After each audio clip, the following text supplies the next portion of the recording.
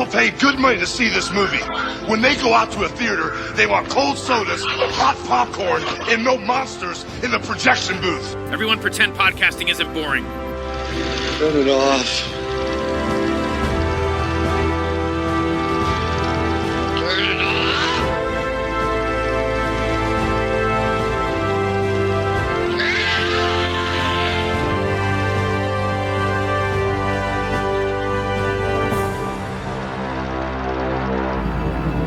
Úžasné. Vo vyšných vlkodlakách sa dejú čudné veci. Kde je? Kto, pane? Vona. Záhady, hrôzy, tajomstvá. A to všetko kvôli opere. Odhalte tajemství hradu v Karpatech v zlatej klasike Oldřicha Lipského. V nedeľu popoludní na Jednotke. Welcome to the Projection Booth. I'm your host, Mike White. Joining me once again is Mr. Jonathan Owen. Hello, happy Czechtember. Also joining us in the booth is Ms. Emily Barney. A civil servant should only sing the national anthem. On this special Czechtember episode, we are looking at Oldrich Lipsky's 1981 film, The Mysterious Castle in the Carpathians. Based on the novel by Jules Verne from 1892, which may have inspired Bram Stoker's 1897 book Dracula, the film tells the story of Count Teleke of Toloko, played by Michal Docolomanský. Why do I do this to myself? Why do I volunteer to say these actors' names when I know I'm going to just struggle through it? Docolomanský. He's a blowhard opera singer who, along with his manservant, stop by the village where he learns about the nearby Devil's Castle, which is said to be haunted. We will be spoiling this film as we go along, so if you don't want anything ruined, please turn off the podcast and come back after you've seen the film. So, Jonathan, when was the first time you saw The Mysterious Castle in the Carpathians, and what did you think? I first saw it in 2015, and it was at the time that I was researching an essay on Dela Hasn't Eaten Dinner Yet. And so it was just a bunch of films by Lipsky that I was watching as preparation for the essay. And I think because it was in that context that I saw it, it probably didn't register as strongly as it should have done, because I think because of the fact that the two films are in many ways closely related, and this is not exactly a sequel, but almost like a revisiting of similar ideas and a similar style, it kind of blended into Adela a bit. And so I think it took a few more viewings and a few more years to really properly appreciate it for what it is, I think. And I think what I've come to love about it is the gothic atmosphere that it has, which I think it genuinely does have, as well as being this very crazy comedy. Docolomanský's performance in the lead role, which I think actually surpasses his role even as Nick Carter in Adela, and some of the wordplay and stuff, which I think is very inaccessible, at least to a non-native viewer on a first viewing. So yeah, it's something that I've come to love more and more, I think, the more that I've seen it. And Emily, how about yourself? I first saw it early in 2021, so we were kind of deep in pandemic times. I was just watching movies, and I watched 3 Oldrich Lipsky films kind of in a row. I Killed Einstein Gentleman, then Mysterious Castle, and then Adela. In that context, it's kind of the least crazy of the 3. So I enjoyed it, but maybe not as much as the other 2, which, you know, it's a bonkers movie on its own. But at the time, you know, it kind of faded in the background, kind of like what Jonathan was saying. But so it's been great to revisit it for the podcast because it's very rewatchable. There's just so much you kind of see each time you watch it again. And now it's kind of one of my favorite Lipsky films. And I'm more of a horror kind of, you know, weird person myself. So, you know, I really love just all the, gothic elements of it. And so I enjoy it very much now. Yeah, I don't remember the first time I saw this one, but I remember before I watched it, it was described to me as there's this inventor. They really focused on the inventor character, whoever was telling me about it. It's like there's this inventor who is so far ahead of everything else and has all of these inventions that shouldn't exist in the time that this movie was set, you know, in the 1890s or whenever it was written. They shouldn't have closed circuit television. They shouldn't have these listening devices, these TVs that they're able to put in things, but then everything is just slightly off. Like the listening devices have to look like ears, the viewing devices look like eyes. And I kept thinking it was going to be more like Rosencrantz and Guildenstern Are Dead, where I think it's the Gary Oldman character keeps figuring out things about like physics before he really should know them. Things like, oh, well, if I drop this rock and this feather at the exact same time, they should land at the exact same time because of, just the weight of them is the same. He doesn't take into account the air resistance, and he drops them. And of course, the rock lands first and then the feather slowly floats down. You would think this would fall faster than this, wouldn't you?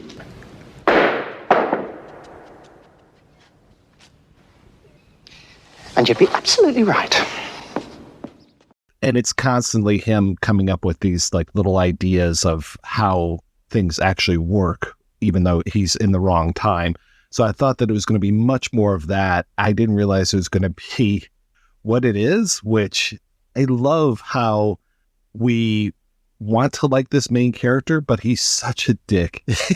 He's just, from the minute that we meet him, and just him with his little tiny pistol that he's got, and just that he just thinks that he's so great, that this opera singer that he makes poor his manservant Ignac, he makes him carry all of these things on his back. Meanwhile, he's got nothing on his back at all. It's like, what? Come on, dude.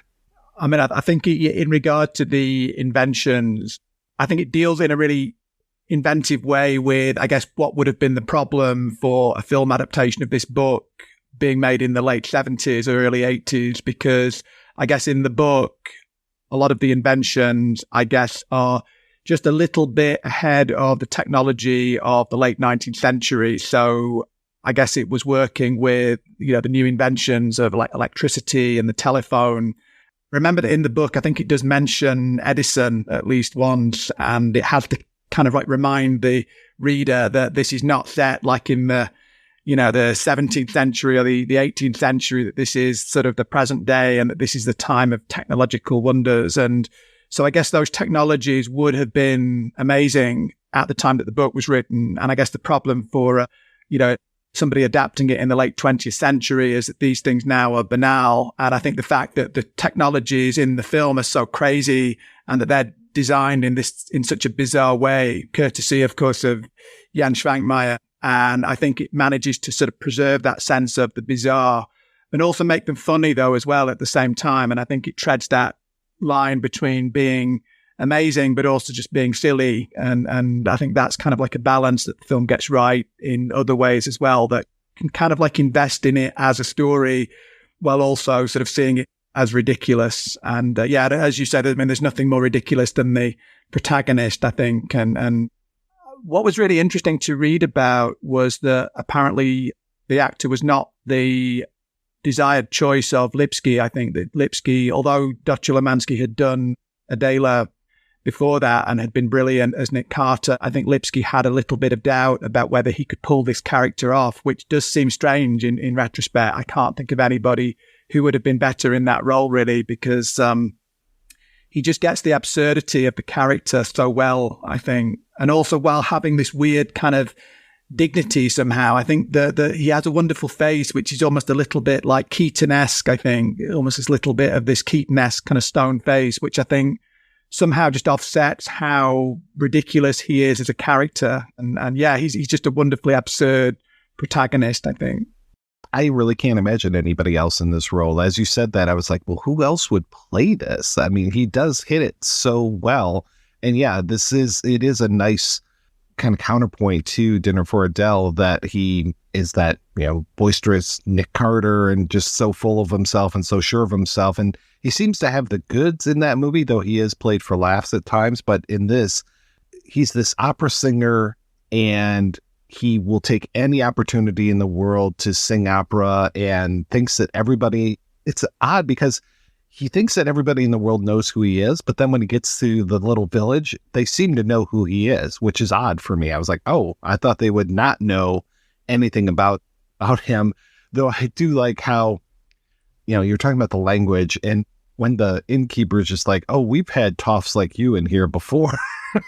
I didn't take it so much that they knew who he was, just that they knew he's some rich, important man. Like, oh, Just the way he carries himself really sets him apart. Okay, that makes sense. And I think this Ignat says Milosti at something, which indicates, that he has this like high status, and then everybody is like in awe. Which is odd because in the original book, so the book starts off with this, it starts off with the shepherd, and he buys a telescope and happens to see that there's smoke coming from this nearby castle, which is supposed to be abandoned. And so he comes back to the village and he starts talking, hey, I saw this thing. They don't believe him. They look, oh, wow, there is smoke coming from the castle. And it sets off this whole adventure. It really captures the imagination of the local forester, Nick, I think his name is, and then also the local doctor. And they both go off to investigate stuff. And later on, after they have their little adventure where things end very poorly for them, a nobleman happens to come through. And just because he's a nobleman, people seem to treat him with just so much respect. They want him to come to the wedding of the forester and his betrothed. They're just so into him just because he's a nobleman, and they will try to listen to what he says, but at the same time, he just keeps laughing off all of the things that have happened to these people as superstition, or there's a logical explanation for all this. And nobody wants to hear that. The village wants to believe in the supernatural, whereas he's just like, well, it sounds like this happened. It sounds like that happened, and he doesn't know, of course, about things like the wire that comes from the castle all the way down to the inn, which is a two-way listening device where they actually will broadcast, the voice from the castle says to the forester, don't do it. You're going to be cursed if you leave, and basically stay away from the castle. But he is obsessed. He wants to go. And that character kind of becomes this Velia character here, the local civil servant who, I love this guy. And I love that he's got like a slightly lazy eye. So he always just looks goofy whenever I see him. Yeah, it's interesting that the book focuses so much more on the villagers. The doctor is a much bigger part. And I guess the screenwriter, Jerzy Brodeczka, he kind of wasn't interested in the villagers so much. So he wrote off, oh, the doctor can't come. The sacristan's cow is calving. And he's not in the movie at all. He just kind of wasn't really interested in them, which is interesting since Czech film has such a history of comedy films about villagers. But he just wasn't interested in that, just kind of wrote them off. That's one of the big differences, I think, isn't it? That the book really takes a long time to bring in the Count. I think he comes in more or less about halfway through, and which is very strange. I mean, coming to the book from the film, I think you're thinking like, when is he going to show up? And you have a lot of these other characters, and I think that was one of the problems that Brodeczka had when adapting the book. I think he had a lot of trouble trying to find a shape for it and trying to kind of get the narrative going. And I guess that was his solution. And I think the Velia character is good because he is a kind of a conflation. One of the great things too, I think, is that he offsets the protagonist because, I mean, he seems like he is just this sort of what we would call in England like a local yokel, but he turns out to be much more perceptive than the Count, which is kind of funny that he, the Count brings all this supposed sophistication and civilization, and of course doesn't really notice anything. Everything has to be pointed out to him throughout the story. Yeah, in the book, he's much more of a hero, and he just kind of takes charge and is like, I don't want to go to the castle, but we have to investigate. I'm going to go.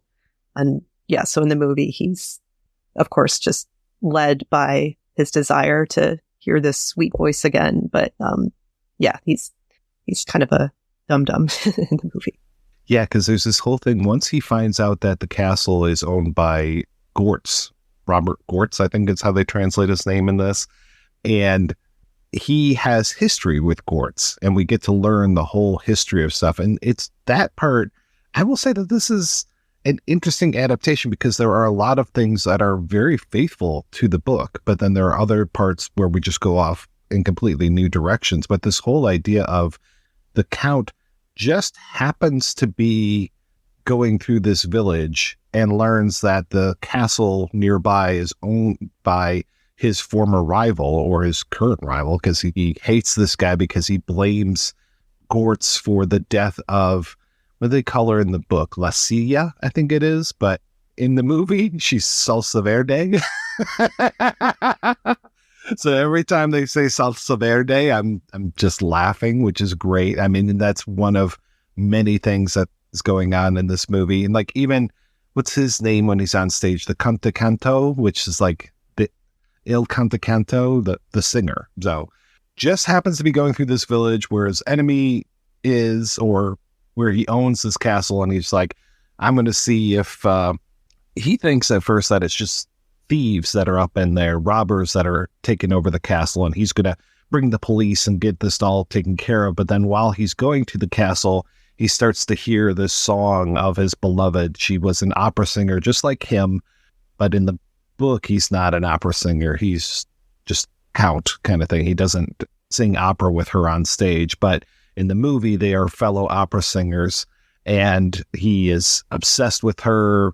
That she disappeared, or she died, but then her body was stolen, and Gortz left a note for him, so he's now obsessed with this, and that's really what kicks the story into gear. And it's interesting, like you said, that doesn't happen till halfway through the book. The book is oddly paced, I have to say. It's kind of a strange book, and then when we get towards the end, it just kind of fizzles out a little bit. It doesn't really have a great ending. This is, I would say, and please, people from the Jules Verne Society, don't punish me for this. I think this is a lesser Verne. This feels like a lesser Verne work to me.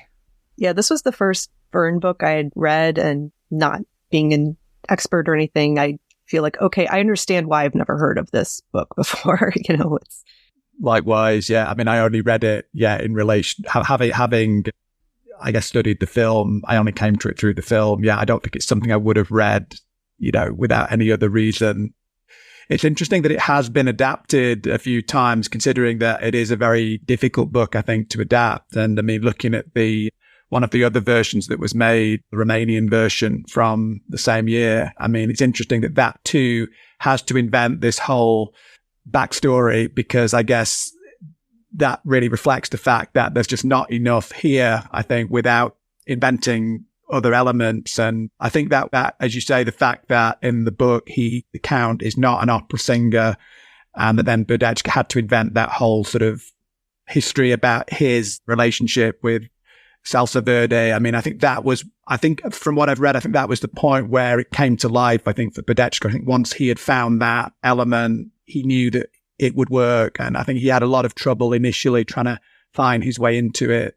One of the other things I think that he worked on initially to try and sort of make it funny and to give it comedy was the language, because I think one of the really interesting aspects is the language that is spoken by the villagers. And you hear it especially with Vilia.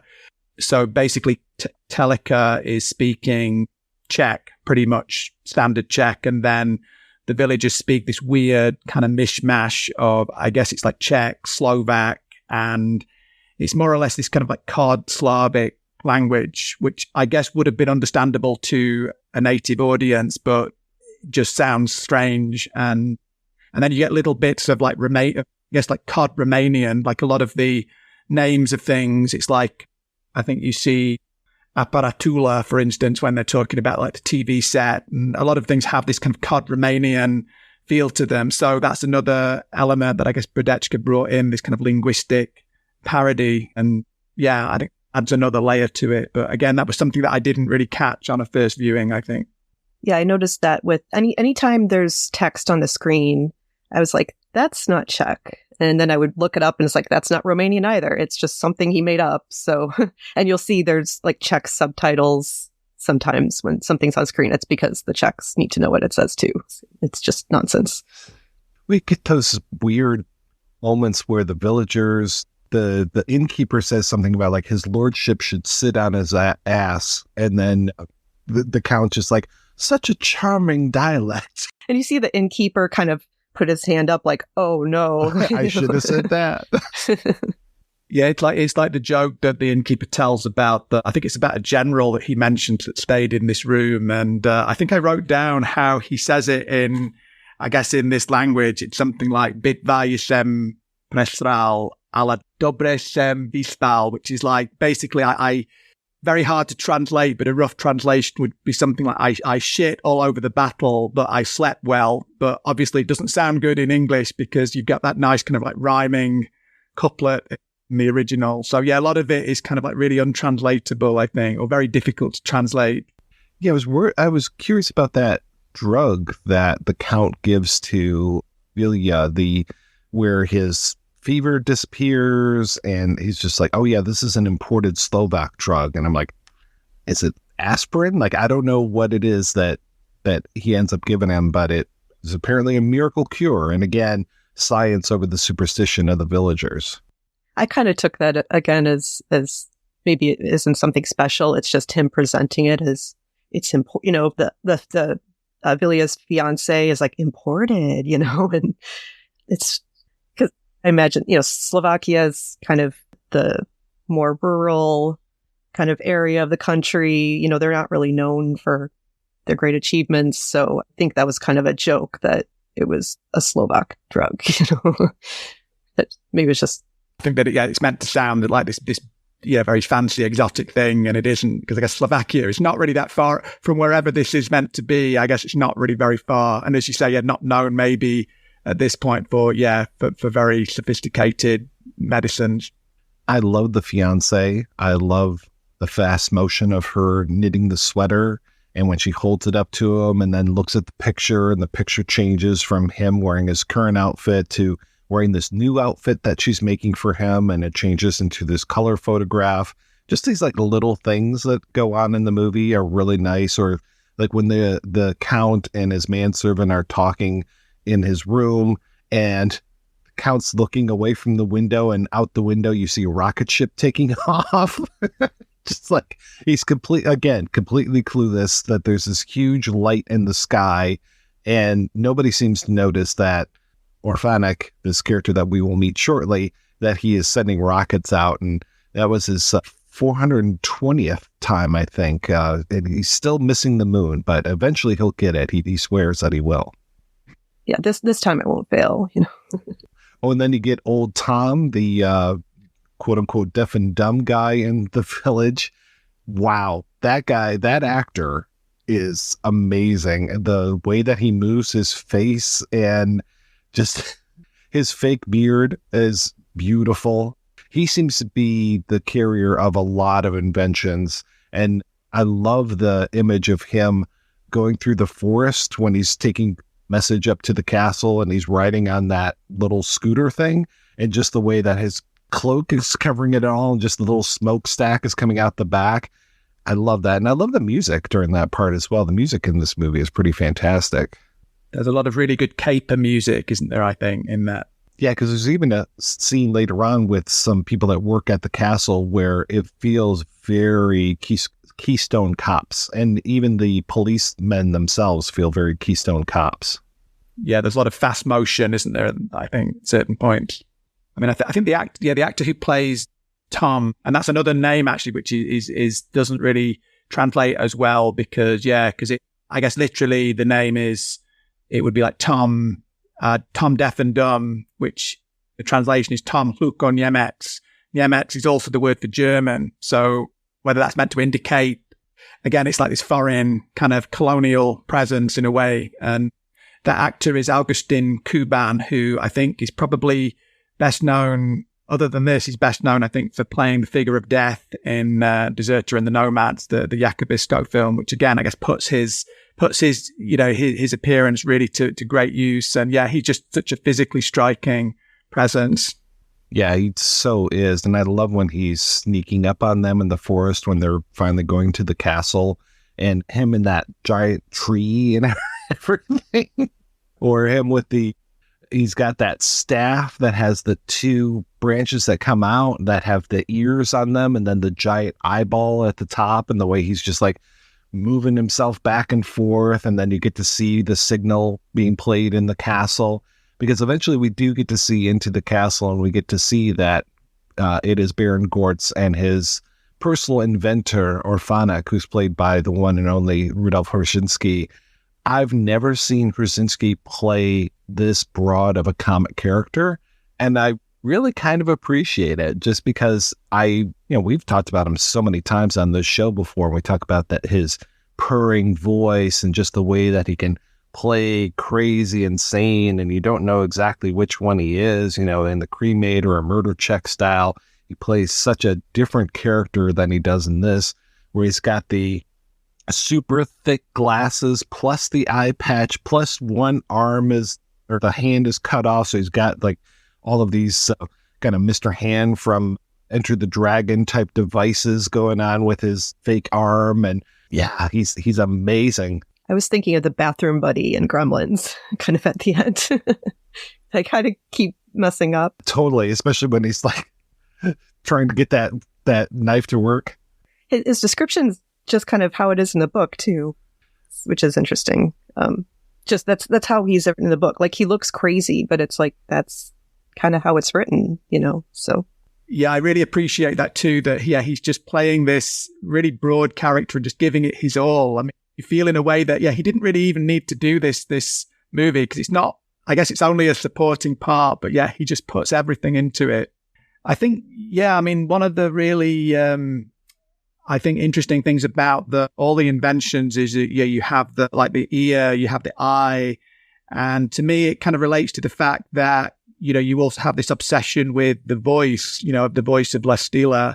And there's always this kind of fetishistic quality to everything. And maybe significant at one point there, I think Teleke describes he kind of misdescribes one of these contraptions as an interesting folkloristic object. And it's almost like, I think Badechka and Schwankmeyer are trying to kind of suggest that there is something very strangely kind of primitive or fetishistic about beneath all of this sophistication and this, this pretense of being very civilized and highbrow, that there is something much more kind of primal and primitive lurking beneath that. And so for me, it's a movie that's constantly kind of attacking, ideas of sophistication, and it's this arrogance, I guess, isn't it? This arrogance of the civilized man, the supposedly civilized man who believes that he's better than everybody else. And I think this is constant kind of undermining of all these pretensions to civilization or to progress. And I think it's quite a dark movie. I think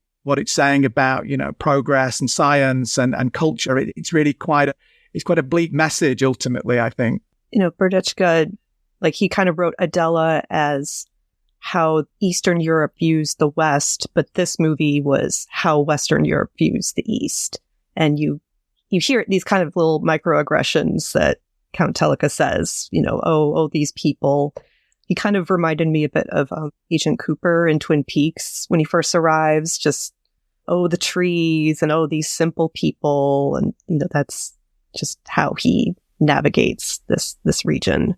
I think it's very smart that they make him into much more of an egotist than he is in the book, because he becomes evenly matched for the Baron, because the Baron, like you're saying, is very, he thinks that he deserves all these things. He's got his personal inventor. He's got all of this technological advantage. He's very full of himself. Meanwhile, Teleke of Toloko is full of himself as well.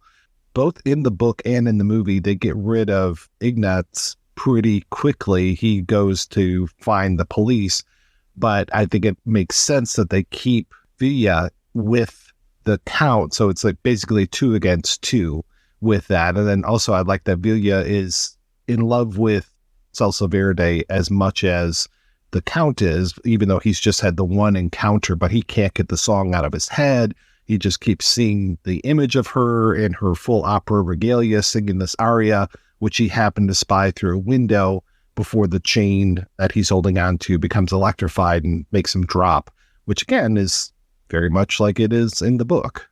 I think my only problem with the film is that doesn't have enough of Vlastimil Brodsky, I think, because I think the way it sets it up is you imagine that he's going to play a much more important role and that he's going to be almost like the kind of Dr. Watson, although I guess maybe a more perceptive Dr. Watson to the main character. And then he's, as you say, pretty quickly dispatched and really replaced, I guess, by the Belia figure as the sort of second fiddle. But yeah, I think that's true that there is this sort of mirroring of the protagonist and then of Gort. And I guess they represent, in a way, the two faces of supposed civilization, isn't it? It's like high culture and then science and technology. I think there is this, as I say, there is this sort of constant kind of critique and satire going on, I think, about the pretensions of those things. And I mean, from what I've found out, I think Berdeczka was not really a big fan of opera. I think he personally had this feeling that opera in the sort of 20th century, that it was kind of ridiculous, and he apparently liked opera music, but he didn't really care much for actually watching opera. So I think there is this constant pricking of pretension of high culture, and especially opera. And I guess also in regard to science, I think at this point, I guess at the time when Verne was writing, I mean, one could be maybe optimistic about the promise of science and of technology. But I think by this point, there is a sort of cynicism. And what's interesting is that there are those two, there's a couple of references to the technical revolution, aren't there? At one point, I think it's Gort who mentions the scientific technical or scientific technical counter-revolutionaries. And there is perhaps a cheeky little dig there at, communism itself, I think, as this promise of, this progress and modernity, which has not come to pass. The costume that the Count wears when he gets that telegram, and he has that ridiculous like swan headdress that moves. I don't know if that's an actual opera or... Does he fly to see her? Because it looks like it starts to move, and then next thing you know, he's joining her on stage. Or they show him on a train. Oh, that's right. Or sort of like a coach or something. But yeah, there's like a scene of the wings flapping the headdress before he takes off. I really like that we have his flashback where he showing his point of view. Here he's narrating it. And then later on, we get her flashback, which is very odd because she has no agency in this movie whatsoever. But we get her flashback and she starts to narrate it. And we get to see what happened after they parted. And we get to see what a sex pest the Baron is. I mean, I love that whole sequence, especially the editing of him starting off in the back of the theater and then moving closer to the camera in all of those opera boxes and him holding his ear. I mean, Milos Kopecki that plays the villain? He's fantastic. And I love how we have her. But then I noticed in that voiceover that the Count starts to take over the voiceover of that flashback. And it's like, come on, she has nothing. This poor woman, poor Salsa Verde, she's just an object. And at the end, she's not even an object. She's just a fantasy. She has no corporeality other than the corpse that was kept inside of this room. And then as soon as she's exposed to air, it just all turns to dust, which that was definitely different from the book. There was no body that was being taken. It was just the image of her singing that aria. And in the book, it's interesting too, because it's 1890 when the book comes out. So we're a little bit away. I mean, Muybridge has to be doing his experiments. We have some early cinema stuff, but the way that they discuss it in the book, it sounds like a painting of her was turned against this mirror. So it looks like it's really her as opposed to an actual motion picture image, which is what I think we're getting more towards with the movie. It feels more like a motion picture, and it feels like he's in his little projection booth when he's got her singing her aria, and then he's married up image and sound. He's got the little wax cylinder for her voice. So I'm surprised that didn't go even more out there when it came to those inventions. Yeah, I was kind of disappointed reading the book because the inventions in the movie are so crazy. And I mean, they talk about creating all these, lights and sounds to scare the villagers away, but they don't really say what they're scaring them away from. Like, they don't talk about what Orphanic's working on. So yeah, it was a little strange, but then you have to kind of remember, okay, 1892, like, this was revolutionary for the time. I'm just a spoiled modern person reading this. I know what you mean though, yeah, because I think when you get to the description of Blestila and how this illusion is being produced, it doesn't really tell us very clearly in the book. I think you're just meant to figure out that it's some kind of combination of, it's like some kind of like animated portraiture using like light and projection, and it's a little bit vague somehow. And I think, as you say, it's probably a little bit early for cinema, but it's kind of gesturing in that direction. And then I guess in the movie, it is just, in part, it is just that actual like movie projection, which I think gives it, and I think this is something that's been said, I think in the Brian Tabez review of the film from the time that it was released, I think where he says that there is this, in a way, self-reflexive element to the film where it's almost like implicating itself in that production of illusion. And it relates, I guess, to the way the film begins, because you get the first scene where it's showing you the I guess it's like the room of Gort, and then it shows you that TV monitor with the surveillance footage, and then it kind of moves into that, and then the film begins. The film proper, the narrative begins from that. So I guess there is this sort of self-conscious element where it's somehow implicating itself. And I guess we only see what the character sees. So when we see the image of Blestila at the window, we don't know until the characters know that that's actually a movie.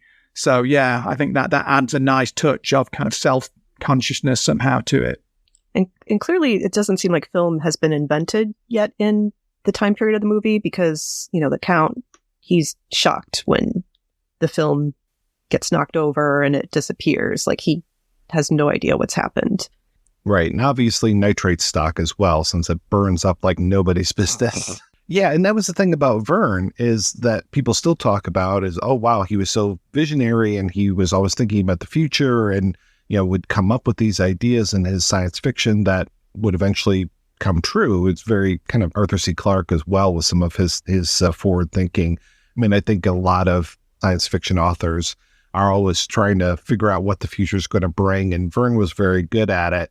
But yeah, to your point, it's like he's so close to talking about motion pictures, but it's just a little too early, and I kind of wish that he had gone a little bit farther. Obviously, no offense to Jules Verne, he's doing the best that he can in the late 1800s here, so that's great.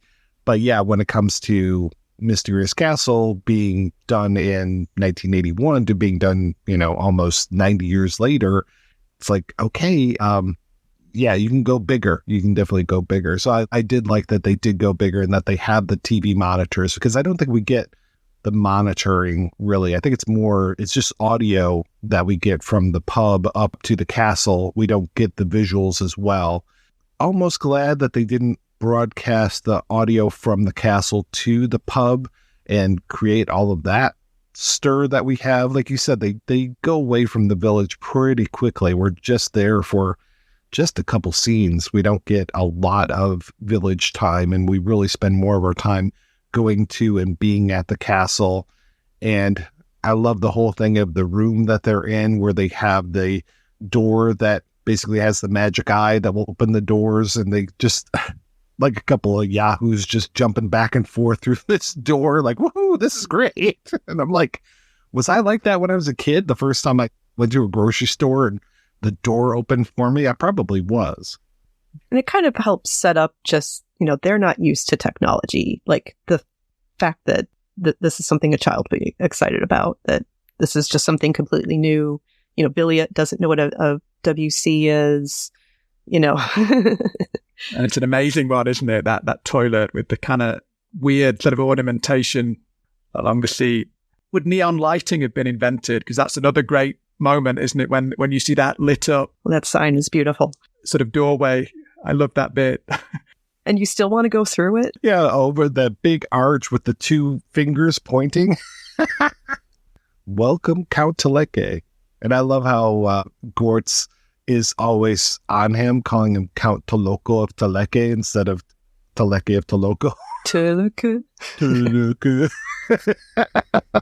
Yeah, I was just going to go back to the issue of names and of food, which I think is something that is kind of constantly there, isn't it? I mean, you have like the salsa verde, and there's one great joke that I actually had to look up because I'm not really sort of refined enough to have eaten this. But one point, when he's displaying, when Gulix is displaying the objects that belong to famous composers, and then you come to the Torna dos Rossini, which is this, I think it's like a steak dish with foie gras, isn't it? But there's that kind of constant kind of combination of, I guess it's like high culture, sort of confronted with food or with the body. And again, it's this constant kind of mockery, isn't it, of the pretentiousness or the sort of high-flown qualities of opera or of highbrow culture. And again, I guess another variant of that is the scene with the chamber pot, which he's singing to as though it's this holy grail.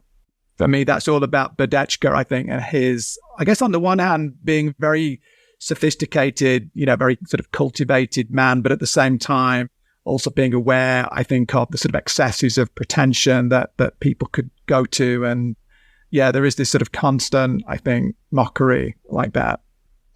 I got a kick out of the Baron's quadraphone when you first see him, and he has all the gramophones surrounding him. I work in like the kind of audiophile industry, so that's totally how audiophiles are today. So I got a kick out of that. And I love that Orphanik, yes, he does help out the Baron when he can, but he's just so much more into his own experiments. He really just doesn't care when he's making the apple float.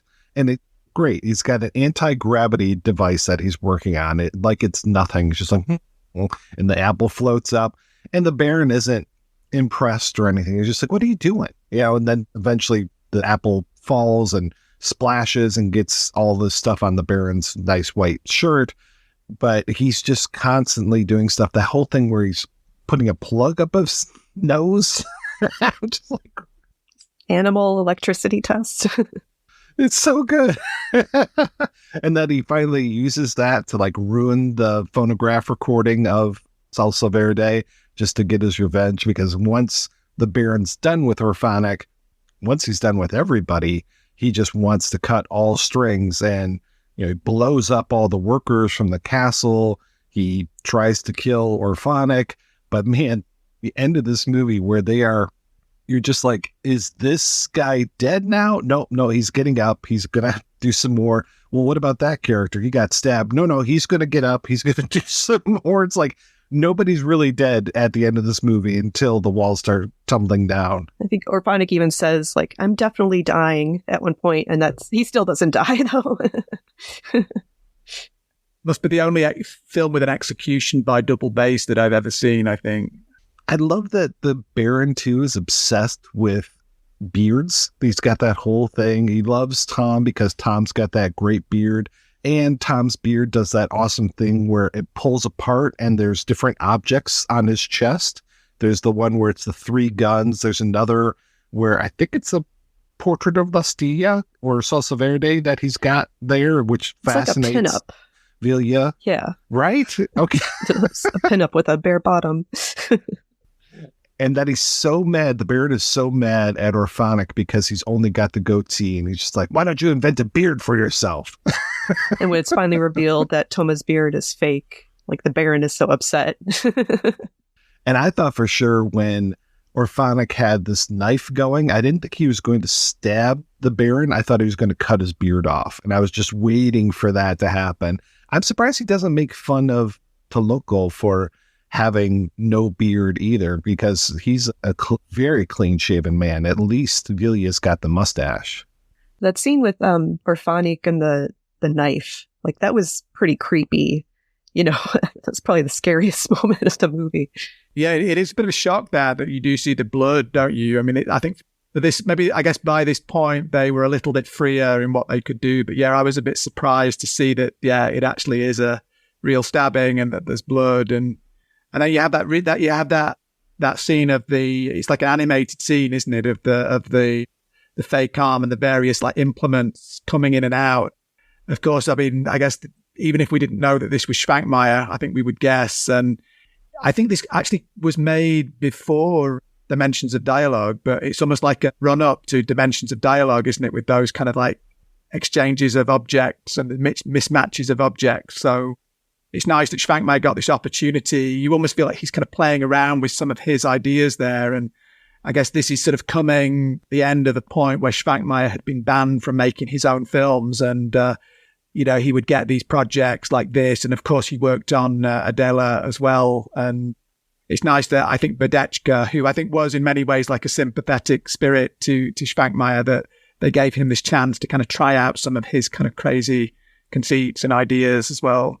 It sounds like, I don't know much about Lipsky, but it sounds like he was very open to collaboration and improv.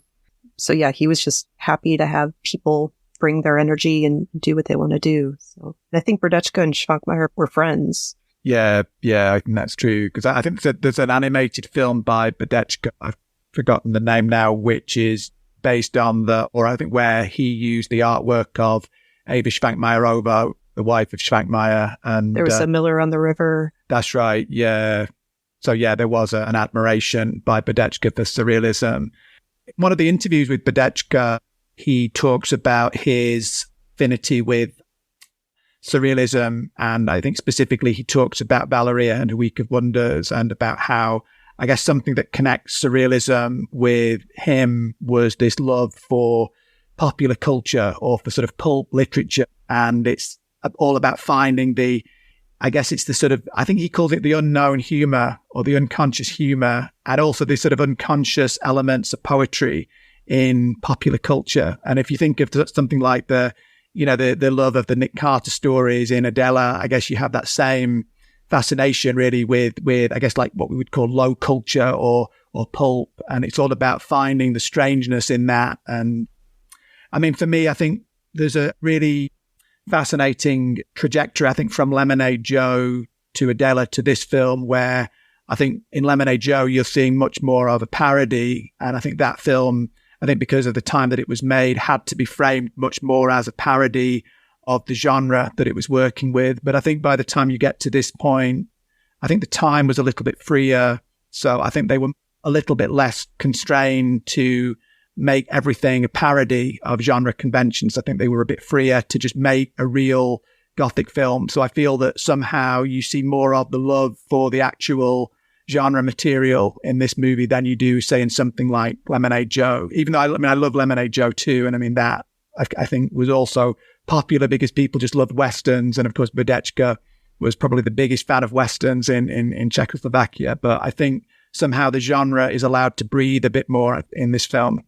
And then this film kind of came about because it was just a fluke that Barrandov had just some space and they're just, hey, go make a movie really quick. So I wonder if, maybe they're a bit more hands off because they just need something to be done fast.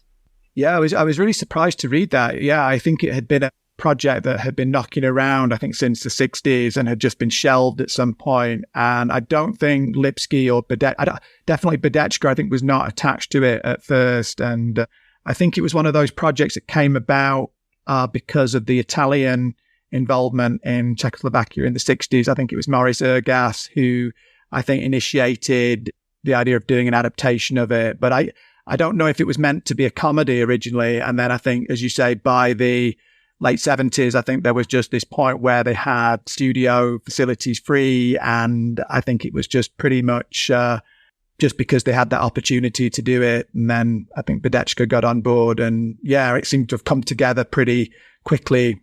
And Lipsky was attached first. And I mean, he only makes comedies. So it's like the second you add Lipsky, like it's going to be a comedy. It doesn't take a lot to push this into comedy realm. I mean, they definitely play up a lot of things, but this idea of these two men who are obsessed with this dead opera singer, and that the opera singer just doesn't exist, that it's just a ersatz version of her, it's a projection of her, and that the one guy just doesn't understand that for the longest time. In the book, he is constantly like, where is she? I gotta go to the dungeon. I gotta find her.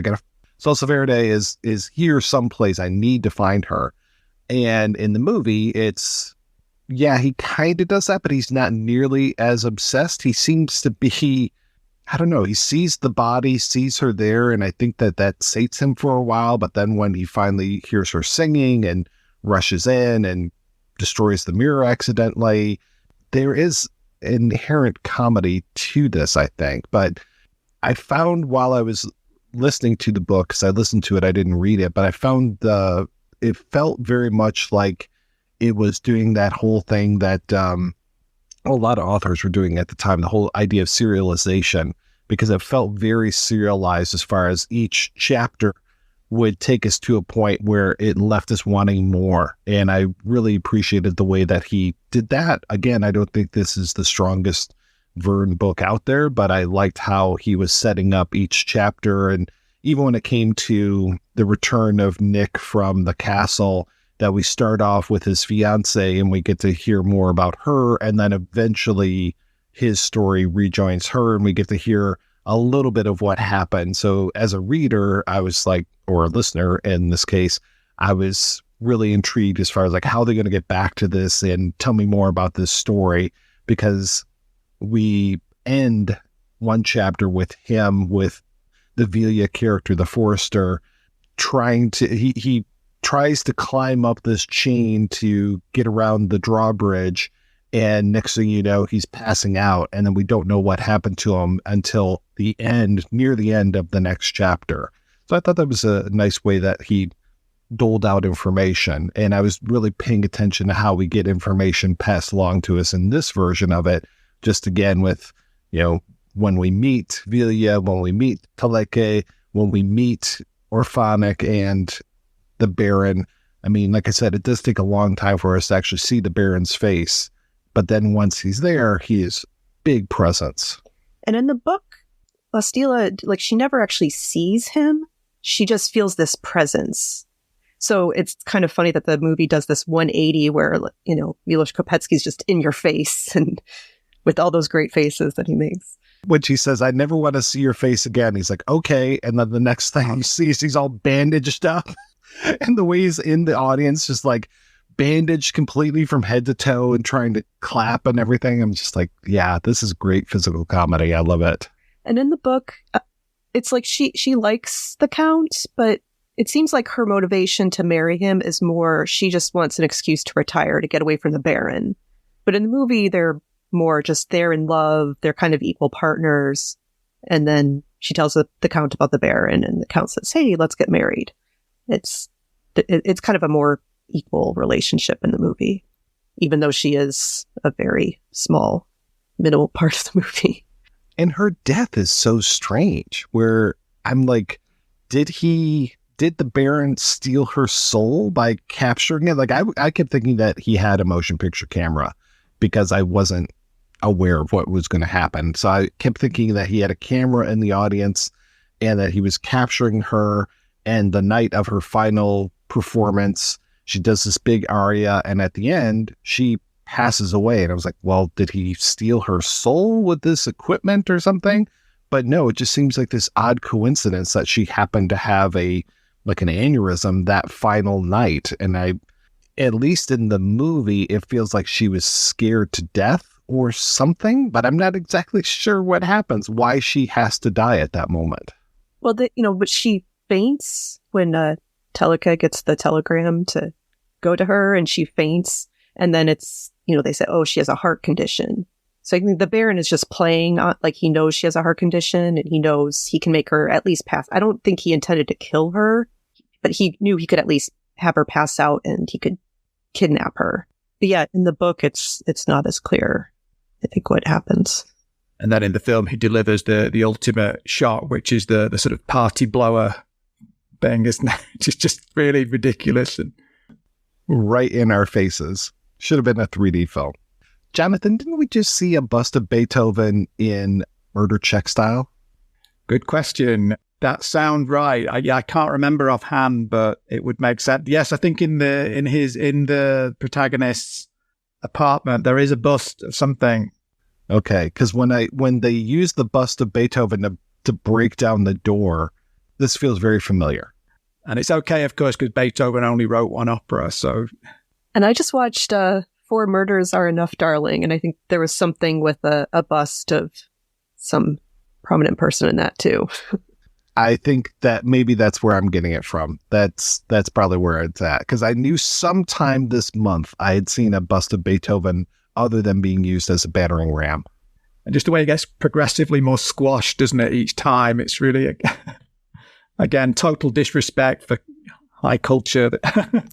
When I love when Orphanik is finally dying and he gives all of his inventions over, and he's just like, make sure that these go to a safe place. And then you get to see that odd animation at the very end with all of the rats eating his book. It's so bad. You forget that the movie ends with the Count murdering himself because he shakes apart the opera house that he's in.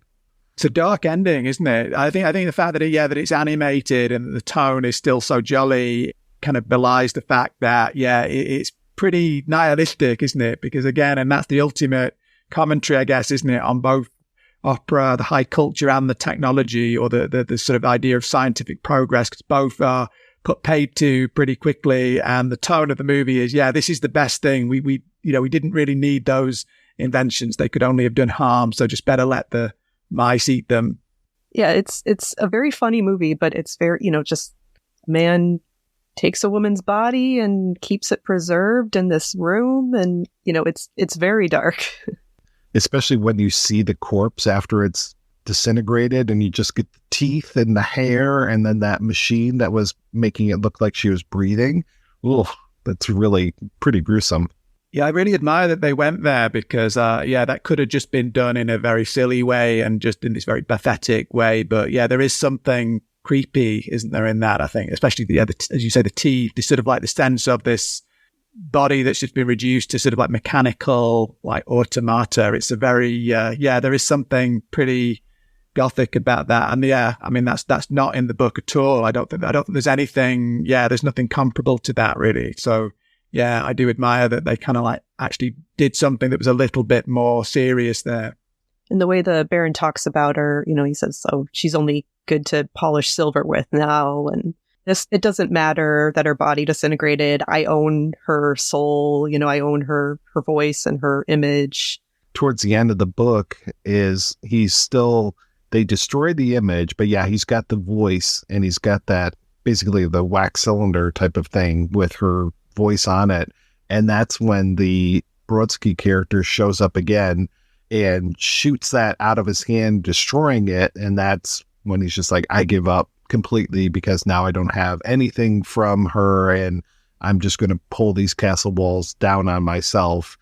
A little bit different here in this version, but pretty similar, I would say. I mean, he does get the voice destroyed by Orphanik, and then he eventually does get the castle walls down on himself, but don't think it's necessarily his choice in this one. No, in this one, he has the detonation device, and I think that's right, the wireless detonator. So it's like, okay, I have nothing left, so may as well. And I do love the final shot of the entire film where Vilja is now married to the mayor's daughter, but he's still dreaming of Salsa Verde, and he's basically got her in his arms, and then all of the characters are back. It's very much, the curtain call for the film, like literally a curtain call for the film, because they're all on this proscenium, and you can see all of the characters back one last time before the curtain closes. And it's just totally mismatched, isn't it? I can't remember. Because you see, I think Vilja is with La Stila or Salsa Verde, and Orphanik is just kind of like lying across the stage, isn't it? And it's just, the most mismatched combination of couples you could imagine, I think. And then the curtain closes, and it begins and ends, doesn't it, with the curtain call, which is a nice touch, I think, because again, it's that sense of self-consciousness, I think. Let's go ahead and take a break and play an interview with author Teresa Bordechkova and film programmer Irina Kavarova right after these brief messages. Get ready for the ultimate adrenaline rush in Meg 2, The Trench, as action star Jason Statham reprises his role as rescue diver, naval captain Jonas Taylor, and joins Chinese star Wei Jing in Ben Wheatley's sequel to the hit film The Meg. Set 4 years after the events of the original film, Statham leads a daring research team in a battle of survival against multiple massive Megs. Look for Meg 2, The Trench on digital, Step into the gallery, dear friends, for horrors, nightmares, and spooky tales. This is the Midnight Viewing Podcast, and we like to discuss the frightening world of television horror anthologies. From Rod Serling's Night Gallery, to Tales from the Dark Side, to Hammer House of Horror and more. Father Malone, Chris Stashew, and Mike White will be your docents during this midnight viewing. Available wherever you download your podcasts from weirdingwaymedia.com.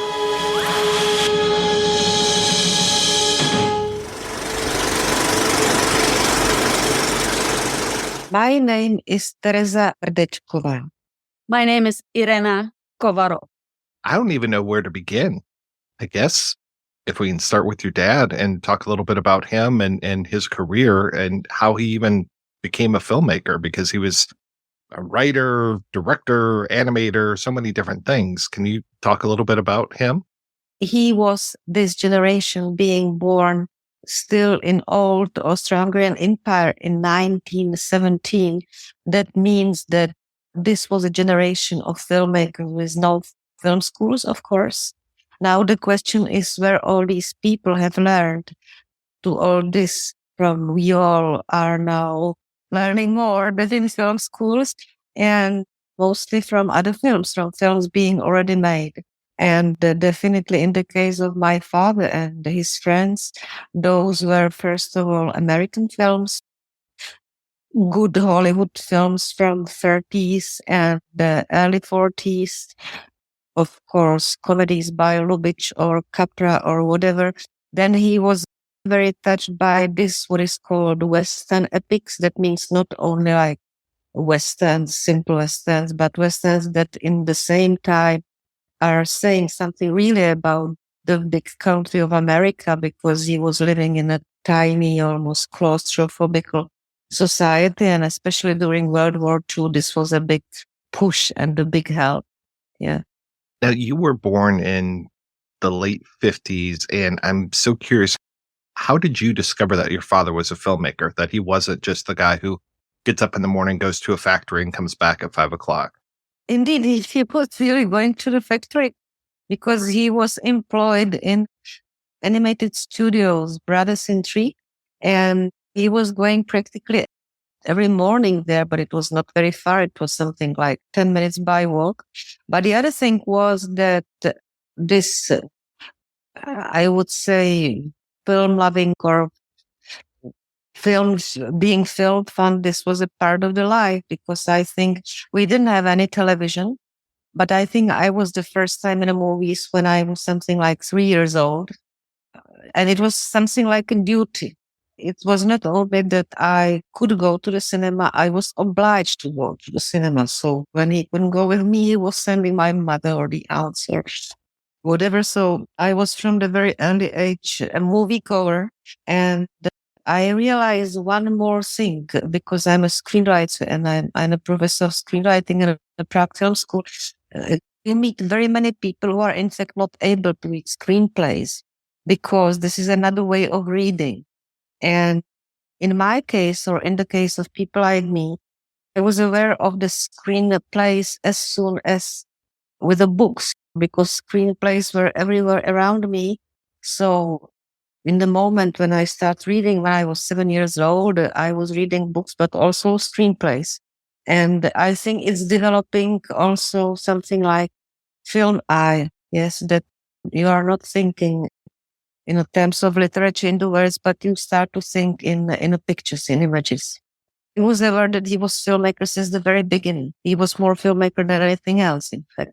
Were you pretty much always fated to become a screenwriter, script doctor? You've done so many things as well. Did you always just feel this is the natural path for you? It was a natural path, but I was living in a time when it was not really possible, because when I was 12 years old, this was a Soviet occupation, Russian occupation in Czechoslovakia, and this amazing world of Czechoslovak cinema somehow ended from one day to another. And I finished my high school in 1976 or 7, and I wanted to go to the film school, but I didn't want to go to study screenwriting because this was really horrible. You know? We had a kind of studio system in communist Czechoslovakia, and the people who were in these times teaching and would teach in a film faculty, those were really monstrous. Couldn't teach you anything. And my father was still living, and I asked him questions, and he was answering. I was thinking they wouldn't take me onto the screenwriting anyway, because my father was not in the Communist Party and everything, which was important. And so I started film editing, and it was a very good decision. If I don't mention the fact that I destroyed a couple of very good editors being their assistant, because I'm not a very organized person, but this is something like a profession. We say that everything that is wrong in the film since the first idea was born is in the end present in the editing room, you know. So you are facing all the problems the film project met since the first ideas. So you really learn a lot about the film language there. So I was grateful that I could study that, but I didn't realize that the bad thing was that I was one classified as a film editor. And besides, it was quite difficult to become a real film editor in that time. And I couldn't write screenplays. So I was starting as a film critic in the very beginning. I was writing in the film magazines and later on in newspapers. And of course, things changed a lot for us after Changeman in Eastern Europe. And then when Václav Havel became a president, the world was open for my generation. But in the same time, the world was open, but the film industry collapsed totally in this moment in the post-communist countries, because the studio system were, in fact, funded by state. It was more complicated, but more or less those were the state enterprises. And suddenly there were no clients and no business and everything. So everything changed. So in fact, I was waiting another maybe 12 years doing different things that I don't regret. And I think it was also good because you are becoming mature. This is quite a horrible Buddhist profession where, of course, you write 10 screenplays, maybe one is produced, and this is never this what you would imagine. What is the value of the screenwriting is that you like the project in the moment when you are working on it. And I think my father was very much aware of it.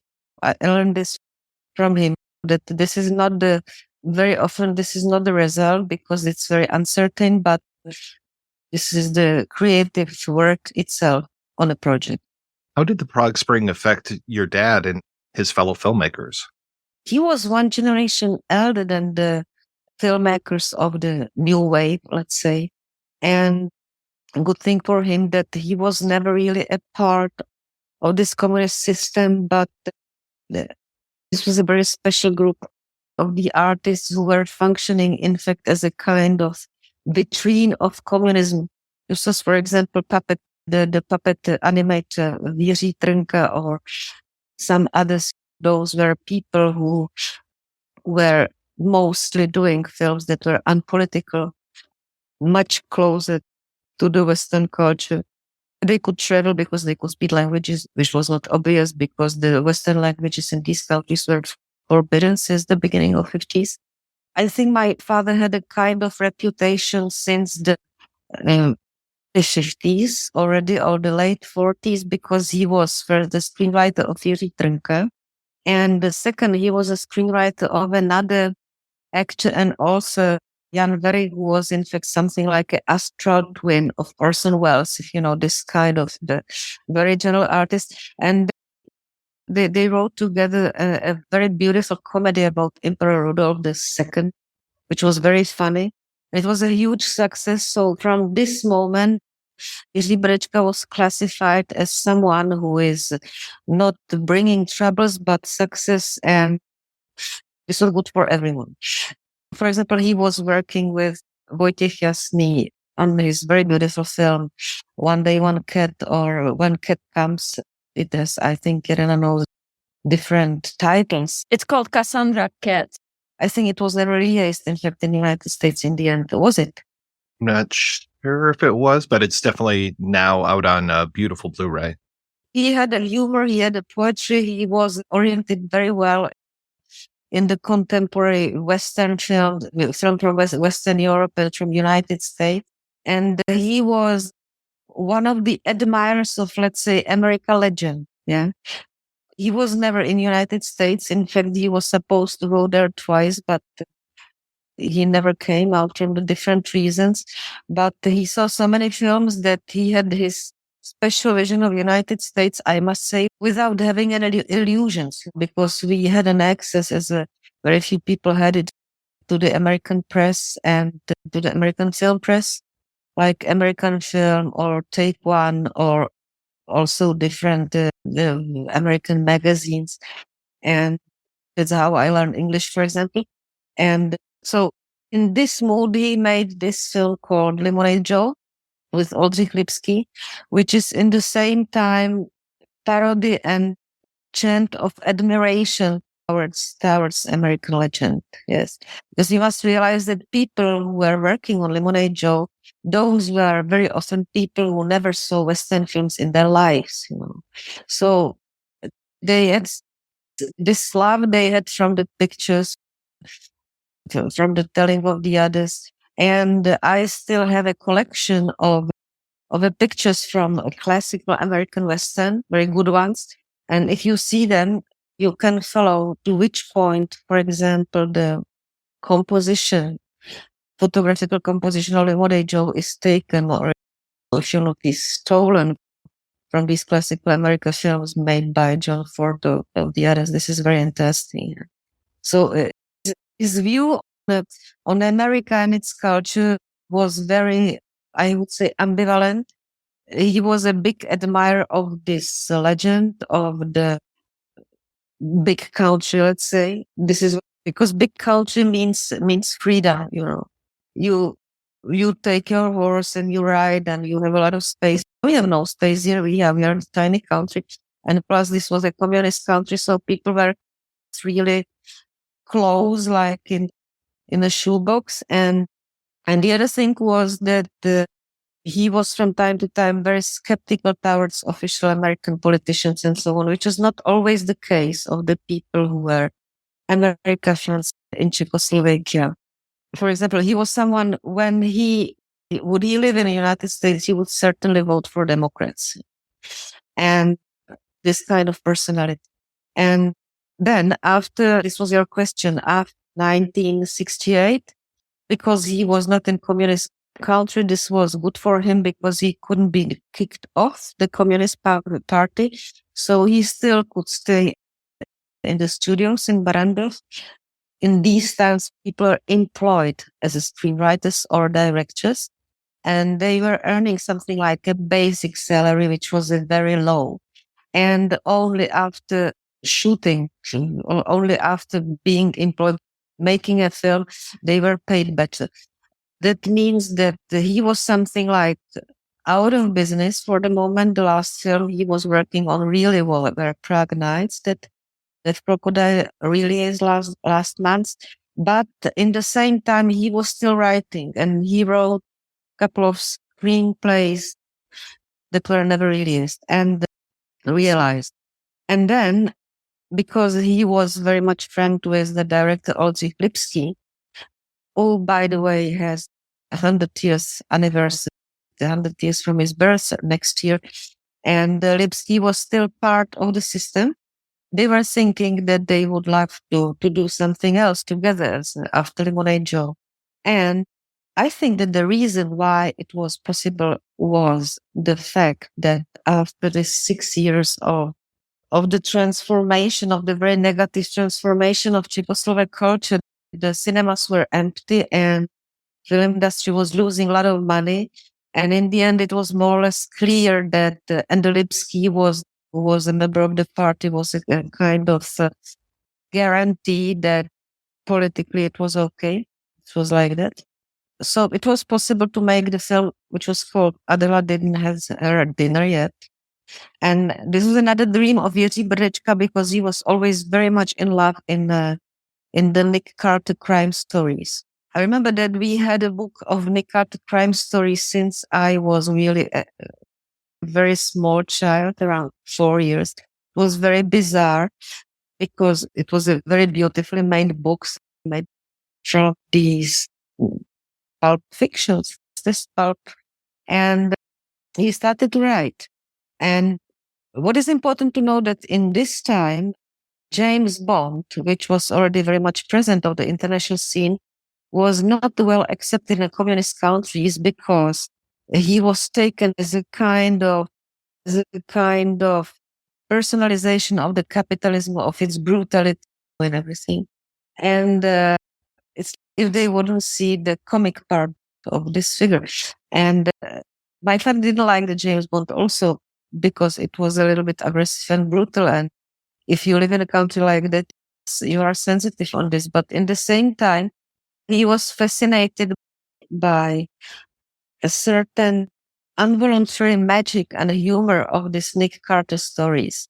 I found when I was writing his biography that in that time there were already 2 films about James Bond being made, but they were a little bit forgotten and certainly didn't know that. And so he invented a very complicated story about the plan that eats humans and about an American genius detective who is convoked to come to the Austro-Hungarian Empire to Prague to solve the problem.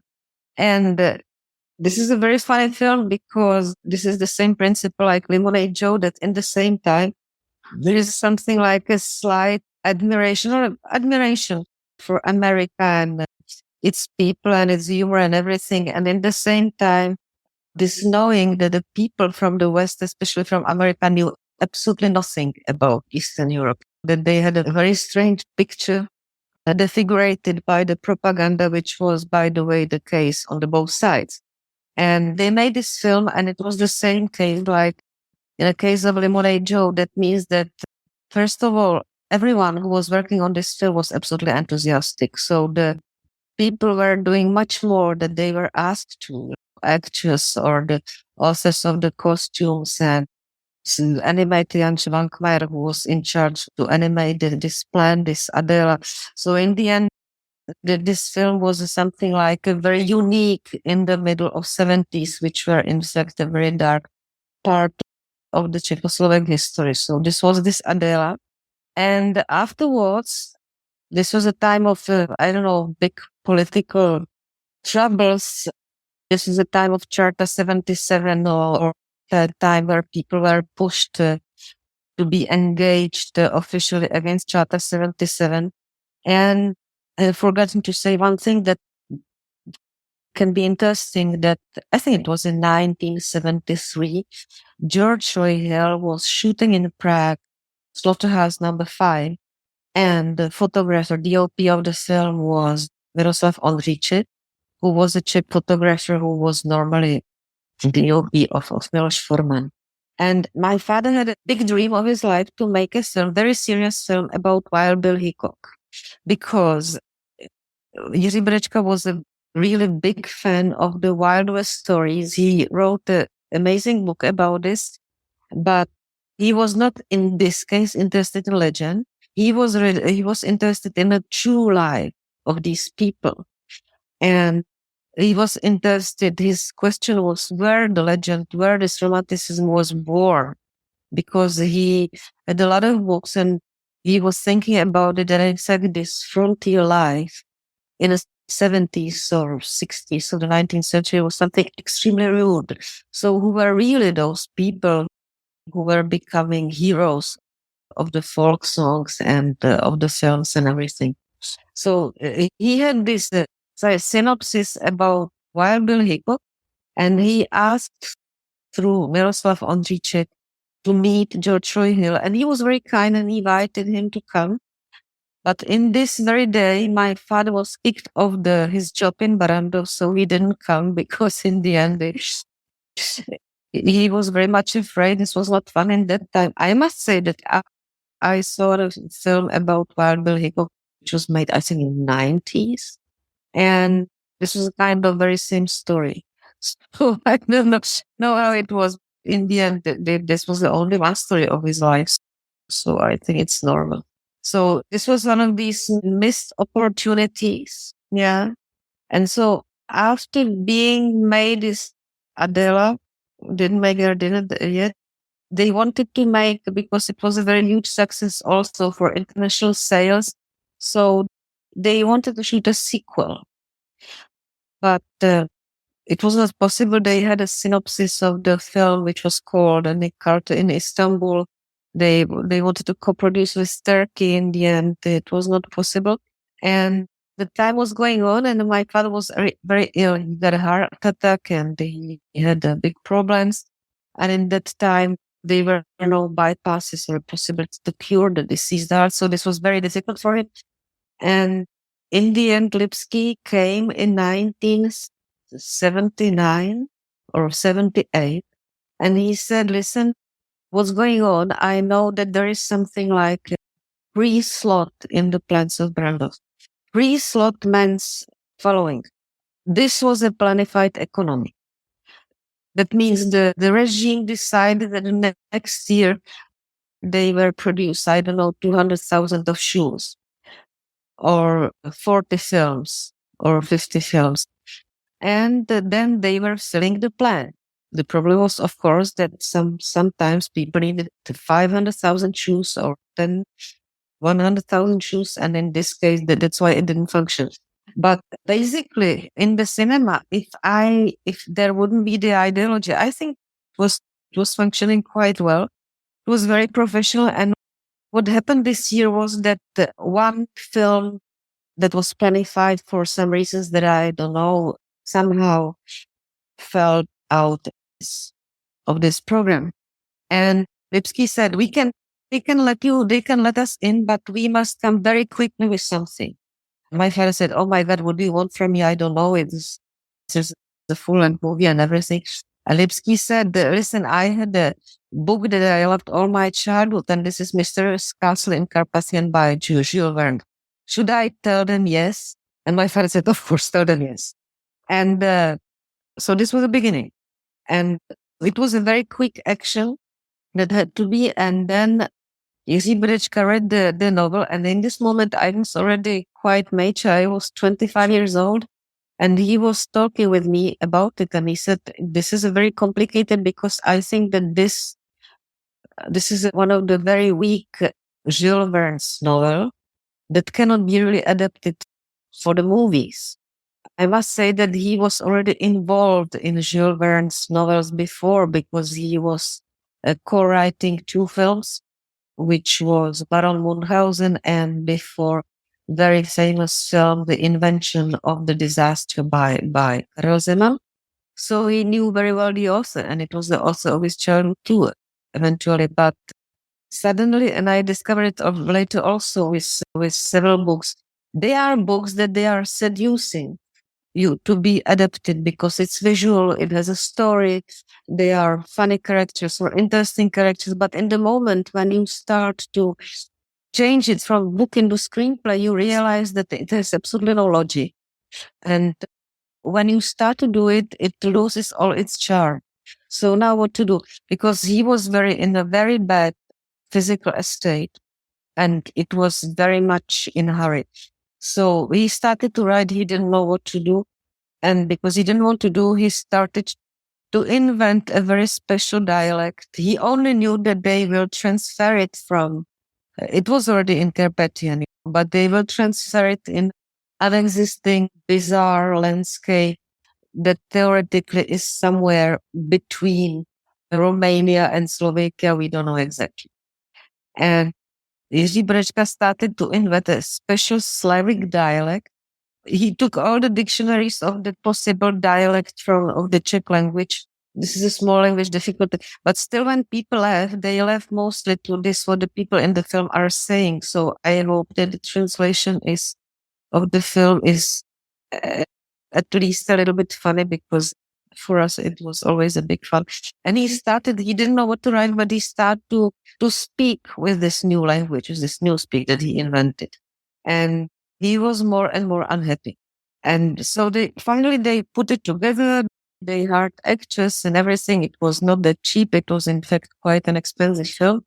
And they started to shoot without really achieve the screenplay to the point that was normal in that time. Because in that time, it was really, everything had to be really on the top, and everything had to be approved also by the Committee of Communist Party. And I think they skipped this because I remember my father was still going to the set with the little parts of screenplay that they were missing.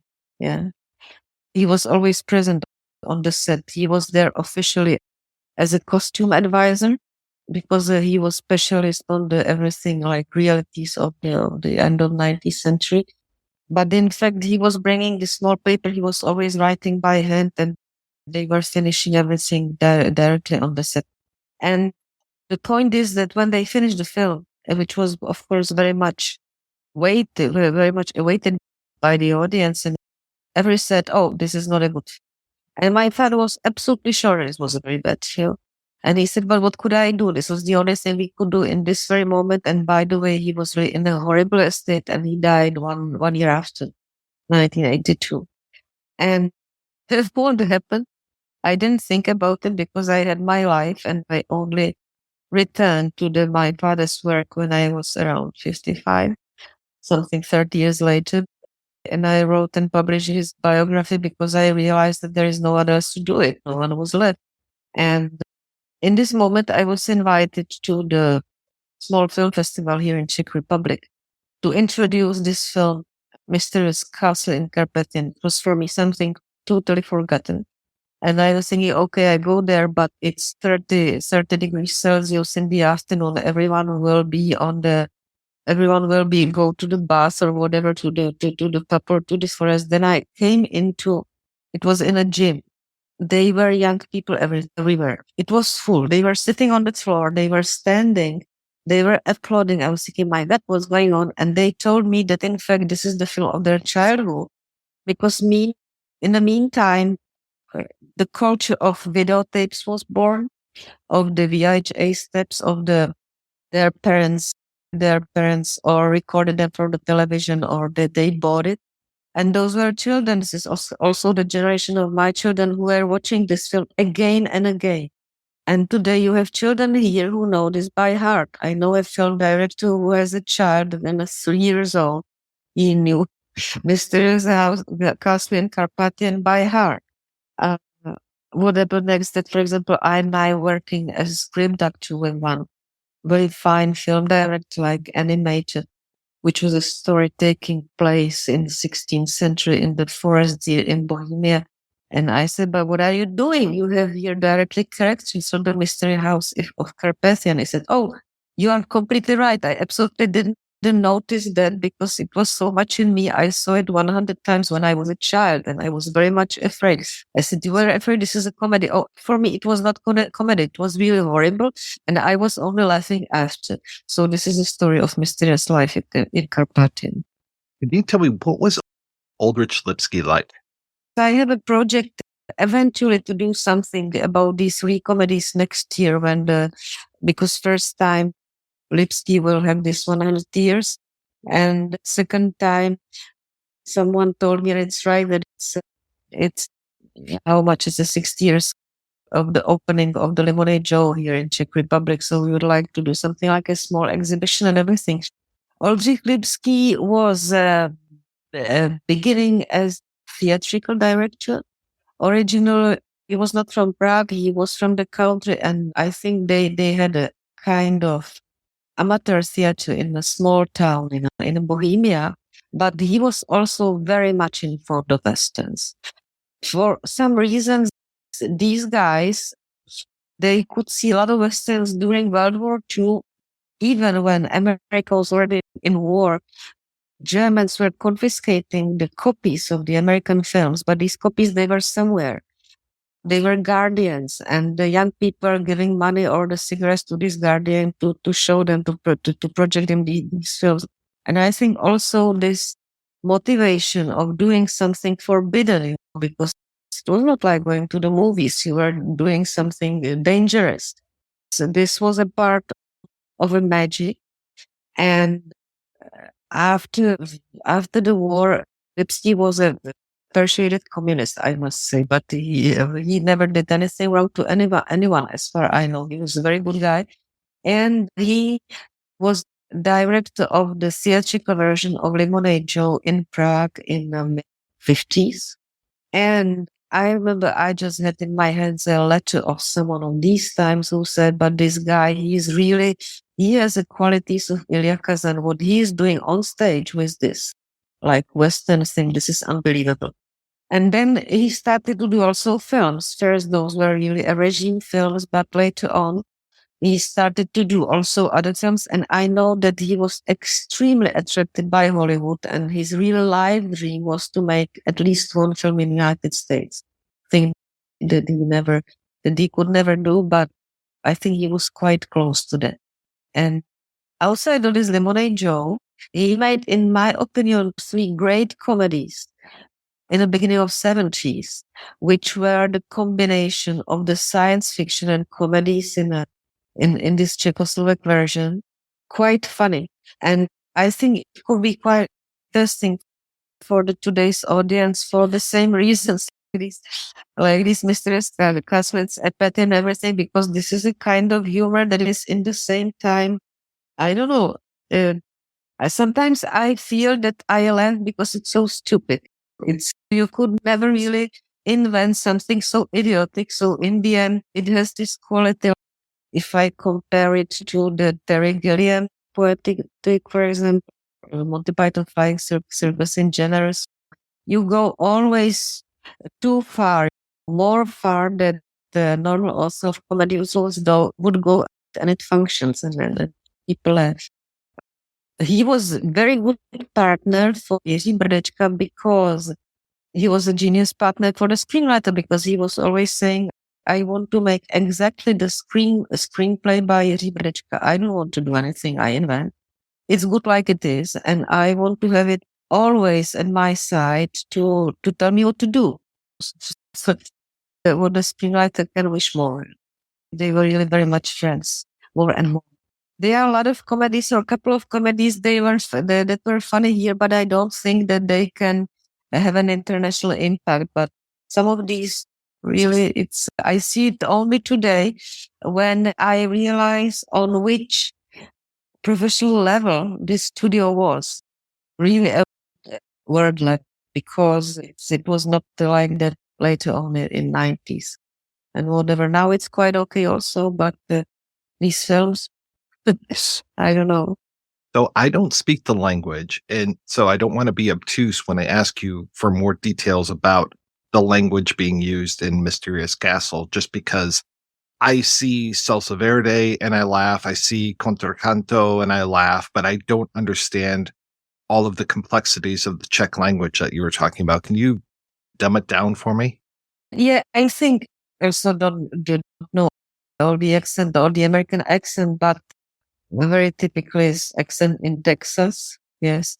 It's if someone would speak like someone from Texas playing Macbeth or whatever. Yeah. This is something like inappropriate. Irena, it's like that, no? Or will do something to comment this?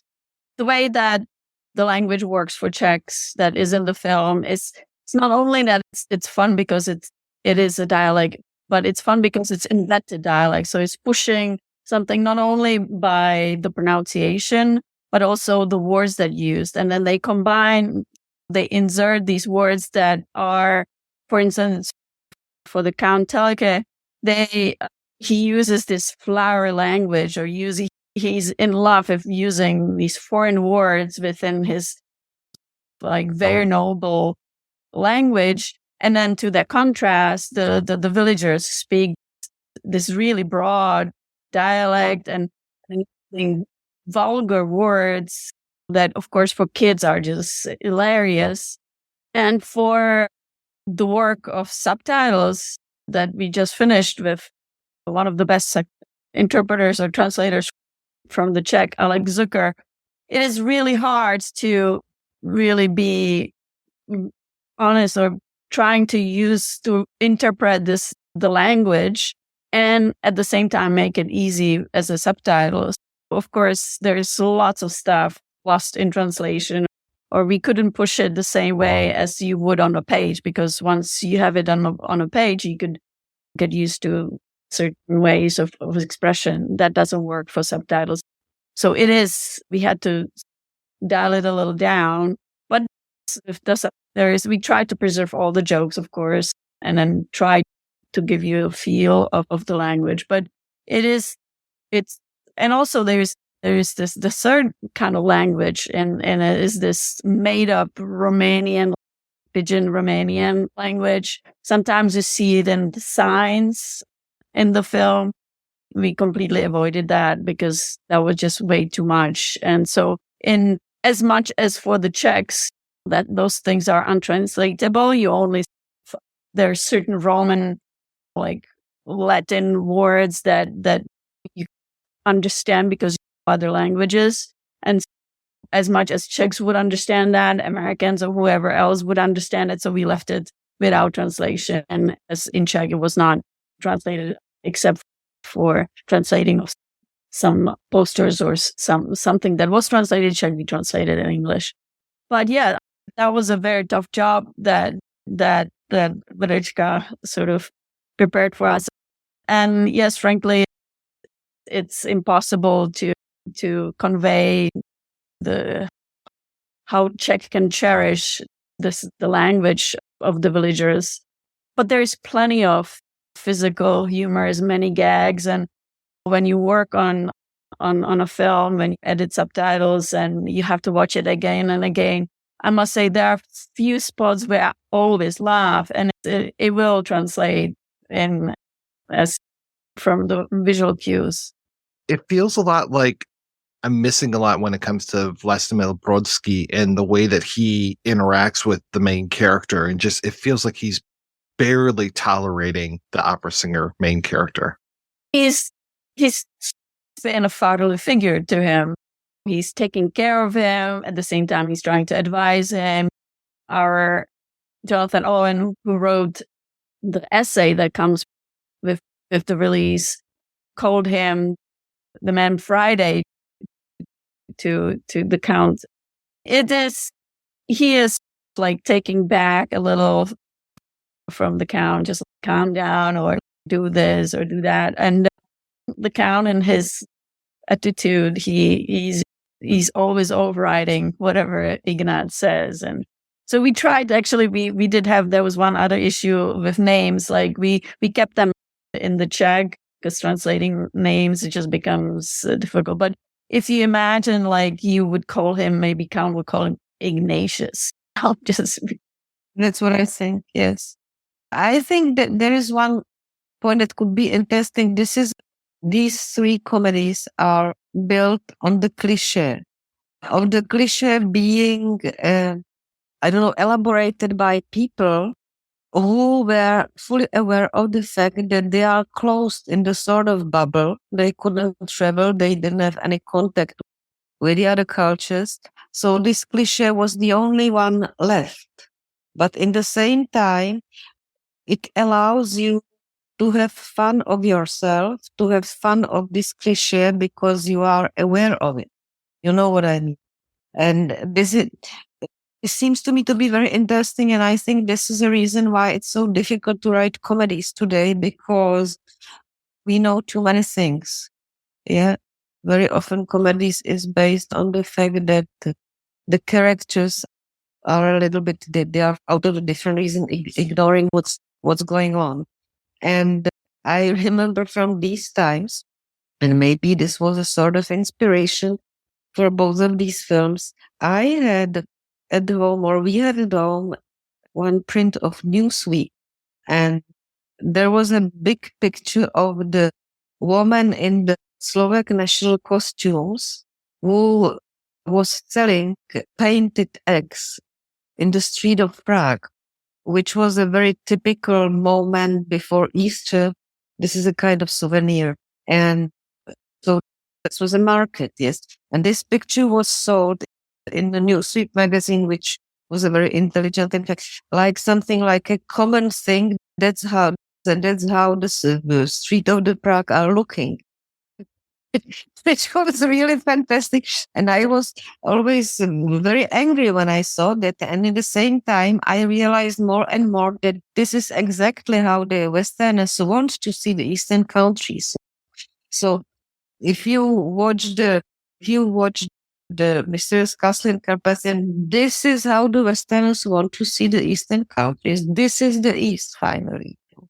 This is the East of the Belle Epoque and everything. And I think this was a little bit the point. Because suddenly when he found this as a screenwriter, this is a novel being written by Jules Verne, this slightly disregarding view on a part of the culture, you get it because it's really funny.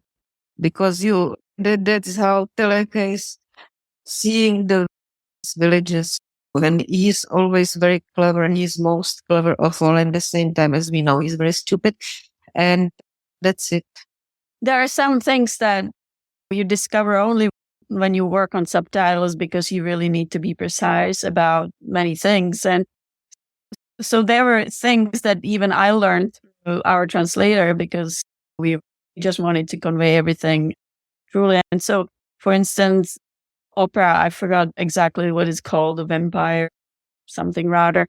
It is a direct reference to the things that Americans would understand, the connections with Dracula, which not necessarily every person who doesn't follow this kind of genre, they would understand. But there are really funny things in the language. There is for instance, the mineral water kisibelka, which to me, it sounded like an invented word. Kisibelka this actually comes from German, and then it was a marketed name of a German mineral water that was then popular probably in the early 20th century in the Czech lands, and people would actually know it. But to a modern person, it sounds very made up. And things like that, they're just really hidden in it, and that you really find out only after you really study it closely. So what was your guys' involvement with this new release from Deaf Crocodile? I am the founder and owner of a comeback company, and Deaf Crocodile actually approached me to partner on releases of films from former Czechoslovakia. And so The Mysterious Castle in the Carpathians is the third film that we worked on together. And so I mostly help out with acquisition or finding out whom we can approach for acquisition and advise on titles that could release, and then working mostly on extras and finding people like Teresa, or making sure that people like Teresa or people who are knowledgeable can participate on the extras, and finding extras like the fantastic extra that is on the Mysterious Castle, which is the film that is, I believe, co-produced. It's called Universum Brečka Father, which I strongly recommend. And on another release, for instance, for The Pied Piper, I approached Peter Hames, whom you probably know from the work he's done on Czechoslovak New Wave, promoting writing. And so this is my role, making sure that the film is presented with the best information available and put in context for Americans, and that we present the film or the information about the film that is not readily available. Have you noticed an uptick in interest in Czech films over the last few years? There is, I believe, a higher interest in films that are more genre and that were outside of the Czechoslovak New Wave realm. The Czechoslovak New Wave films were always very popular and very available, and it helped other Czech films to the fore, because it's really hard to present films from a small country in America or in such a wide market. And so having the Czechoslovak New Wave winds behind your back helped even the younger generations to present their films, especially after 1989. At the same time, it's a curse because everybody's interested in those Czechoslovak New Wave and compare everything with that. And so I believe that there is just much more now work done on showing sort of the other films that were produced even in the 60s, like Dark Knights, for instance. That was the first release of Death Crocodile in this realm, and films that not even Czechs might know. I actually didn't know Park Night before Dennis Bartok brought it up to my attention. And yeah, there were releases of Otakar Vávra films, etc., etc. It's just much wider. And because of the technologies and what they allow now, even for boutique distributors to make a really great job on putting films out, there's just so much more available. And so I think that it's just much wider interest, and also showing the genre, the wealth of the genre films. And for genre, when we speak about Czech films, I would really think it's comedy that the Czechs are the strongest. I totally agree. If you had a magic wand and could release any particular film to a wide audience that you think really needs to see it, what would it be? So the period that we call normalization was this time after invasion of the Soviet armies, or the Soviet bloc armies into Czechoslovakia. And then comedies, because they were on a page or not political, they flourished. And they also brought the audiences in. And so this is the golden time of comedies. There's already spoke about the films by Oldrich Lipsky. And I would add to that Oldrich Lipsky had a really great nose for screenwriters. The screenwriters for comedies that he worked with are the best of screenwriters in that realm. And one of the screenwriters was Zdeněk Svěrák. And the film Ball Lightning that I just saw again on a big screen with people, and the Ball Lightning, Kulový blesk, it is a perfect film. It is an incredible comedy which speaks about really profound things with such a light touch. And there's some of the best acting. I believe this is Josef Abraham's best role in his career. And this is a film this is definitely a gem that people would appreciate and I truly love. If I would be an American producer, maybe even a small one, I would make another version of this film. I don't know if there is an English title, about the waiter, the vrchní prchně. It's an English called Waiter's Caper. This is a story of a guy who is working in a bookshop, and he has no money, but he's a womanizer. So he has to pay a lot of money to his ex-wife and wives and everything. They have brought children and everything. And one day I think he plays violin somewhere in the orchestra for fun. And because he's so miserable, people take him for a wait, and they start to pay him in the restaurant. And he said, "Oh, this is a very good resource of money." And he starts to become an imposter and to travel around the country and in this tuxedo and everything, and taking money from the people. And this is really enormous in my opinion. This is quite a simple film this is written by Zdeněk Svěrák, I think, already.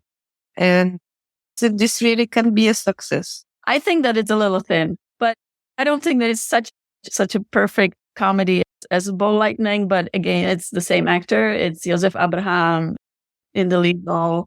And what is really well taken is that you can take place anywhere. It's not. That's it, yeah. I always appreciate the caliber of acting when I watch these Czech films, especially seeing Rudolf Hrsinský show up in Mysterious Castle. Oh my gosh, I was just tickled pink. Quite a range coming from the cremator, the sort of the most. But that's also true that the actors who can act in a comedy are just brilliant actors. Let's start there. Teresa, what are you working on these days? I have one screenplay. It was already several times appreciated, but it takes a time to produce it. And this is today everyone talk to the genres. It could be something like a mystery thrill of in being. It's happening in 1939, just before the war started, and the hero is really a private detective who, in the same time, has his son in the madhouse and in the psychiatric clinic, and he needs to take this son out of the country before the war starts. But it's quite a complicated, mysterious story, and it's being made with this feeling we all have that something may happen, and we don't know when and what and how. So this is definitely not a comedy. But then we are just before the end of production of the film about Agnes of Bohemia, who was a Czech princess in 13th century, and a very, very special woman. And we are fascinated by these times, which are in fact very full of culture and very civilized in Prague. And there is a German woman director for the Netflix. So I hope that before the end of the year, we start shooting this. And then we publish our small books and the heritage of my father in my small publishing house. Yes. And this definitely, we would like to do something about Oldrich Lipsky next year for this anniversary. So if we can invite you to take part of it a little bit, it would be great. And Irena, of course. Irena, what are you working on right now? Trying to identify some more films that we could release with that crocodile. I just returned from Prague, and so there's lots to fill in. But I'm also a film programmer, and so I'm preparing 2 retrospectives that hopefully will tour in America in a couple of years from now. That means which retrospectives? I'll spill the beans then. It's Evolchorn and Rachitilová, films that are not that well known from this master. Thank you so much for your time today. I really appreciate this. Thanks to you. Thank you. All right, we are back, and we're talking about The Mysterious Castle in the Carpathians. And yeah, I don't know what was going on around this time. So between Emily and Jonathan, you guys found 1, 2, 3 other versions of Mysterious Castle that were all done. One in 75, one in 76, and another one in 1981, the same year that Mysterious Castle in the Carpathians came out. So I don't know what was happening, if copyright was up, if it was a centenary, but I guess it was a hot property at the time. It's interesting that there were 2 Romanian versions. Like, they seem to kind of just embrace that, hey, this is about us. We're going to make some versions of it. It is strange that there are a few adaptations considering the challenge that it poses, I think. And I think maybe people had just gone through so many other Verne books, and this was kind of like one that had not been touched yet. And people just thought, yeah, we can do something with this. And I mean, the Romanian one, watched it last night, actually, just as preparation for this. Of course, it's not subtitled in the video that I saw. And, Emily kindly showed me the wiki page where there is quite a detailed synopsis, which was very useful. And as far as I could see, there was a much more political dimension to this one. And I think there's a lot kind of in the first half of the film, or the first hour of the film, about revolutionary politics under Habsburg rule. And so, yeah, I guess it goes in a completely different direction, really. And I think pretty much it's only really the last half hour of the Romanian version from 81 that follows the events in the original story. So, yeah, that makes a really fascinating alternative, I think, to this version. I would love to see it with subtitles. Yeah, I think it's only like 17 minutes from the end that he actually goes to the castle in that one. So very different. I wondered while I was watching, I was just like, is this the same movie? Like, was seeing some similarities, especially the device that was used to capture her in the theater and everything. But yeah, I was like, this is definitely very different. And it was odd that the Lipsky version was so much more faithful than this version. But I mean, you're going to take it and do what you want to or need to do with it. The only one that I was able to find subtitles for was the think it's the 75 TV movie version. And that is so stuck in the pub for the longest time that I was like, really? Okay, that's how you're going to go with this. But all right. I mean, again, it's their choice. You're going to do what you want to do with it. I recently watched all the Subspecies films, which were shot in Romania because there was a new one. And there was like a making of featurette where they interviewed some local Romanians, about vampires. And they were all like, we don't believe in vampires. Like, that's for silly, those are silly stories for children. That's stupid Americans create vampires. So I kind of wonder if maybe the Romanian versions, they just shy away from the supernatural and they want it to be more serious. Yeah, that's the impression I got from the 81 version, that there's very, very little sense of the fantastic. I mean, in quite stark contrast, I think, to Lipsky's film, which is just abounds with just the most bizarre things. And yeah, it felt very sober and very much kind of underplaying the supernatural or fantastic elements. I would love to find that 76 French version because the stills look crazy. And it's 2 hours. Like, I don't know what they could be doing for 2 full hours with that. Yeah, when the whole book itself took me 4.5 hours to listen to. I mean, yeah, what else can you do? I love that in the Lipsky version, you've got Werewolfsville is a destination that people are talking about. And then also when they're having a meal, they're drinking wine from Chateau Dracula from 1880. A very fine vintage.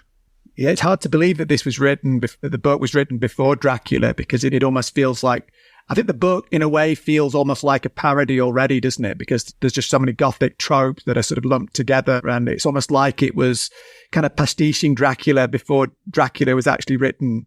Because I think Gorgs is a kind of like a Dracula figure. I think if there is that kind of figure in the book, I think it's him. But it feels like it was referencing something that didn't exist yet. My favorite scene in the book isn't in the movie, but when the forester and the doctor go to the castle, but it's too late, so they have to sleep outside. And then, they're awoken by the roaring of beasts and these lights that make them look like grimacing corpses. That was just a great, Gothic image. It would have been interesting. Yeah, I did like the description of them as corpses and all the things that were flying around. And I'm just like, okay, again, thinking film projection as they're talking about that. It's odd because I'm just starting to do my research again for an episode on Michael Mann's The Keep, only to realize, I'm like, where was that set? That was set in Romania, wasn't it? And I was like, oh yeah, it's set in Carpathians. So I'm like, okay. So I'm definitely going to be thinking of Mysterious Castle in the Carpathians as I rewatch The Keep now, which I think The Keep definitely needs, a good sense of humor. So that I'll be bringing that to it. It has an unintentional sense of humor. Little old man, Ian McKellen. If it wasn't for him, I think it works, but I'll look for your episode. The book is set in Verst, isn't it? I think the name of the town. And I think you do get a sense of, I guess, at least an attempt at a more realistic setting. And of course, the film just gives it this crazy name, doesn't it? Like the Werewolfsville or the Upper Werewolves. And it's like the High Werewolves. The High Werewolves, yeah.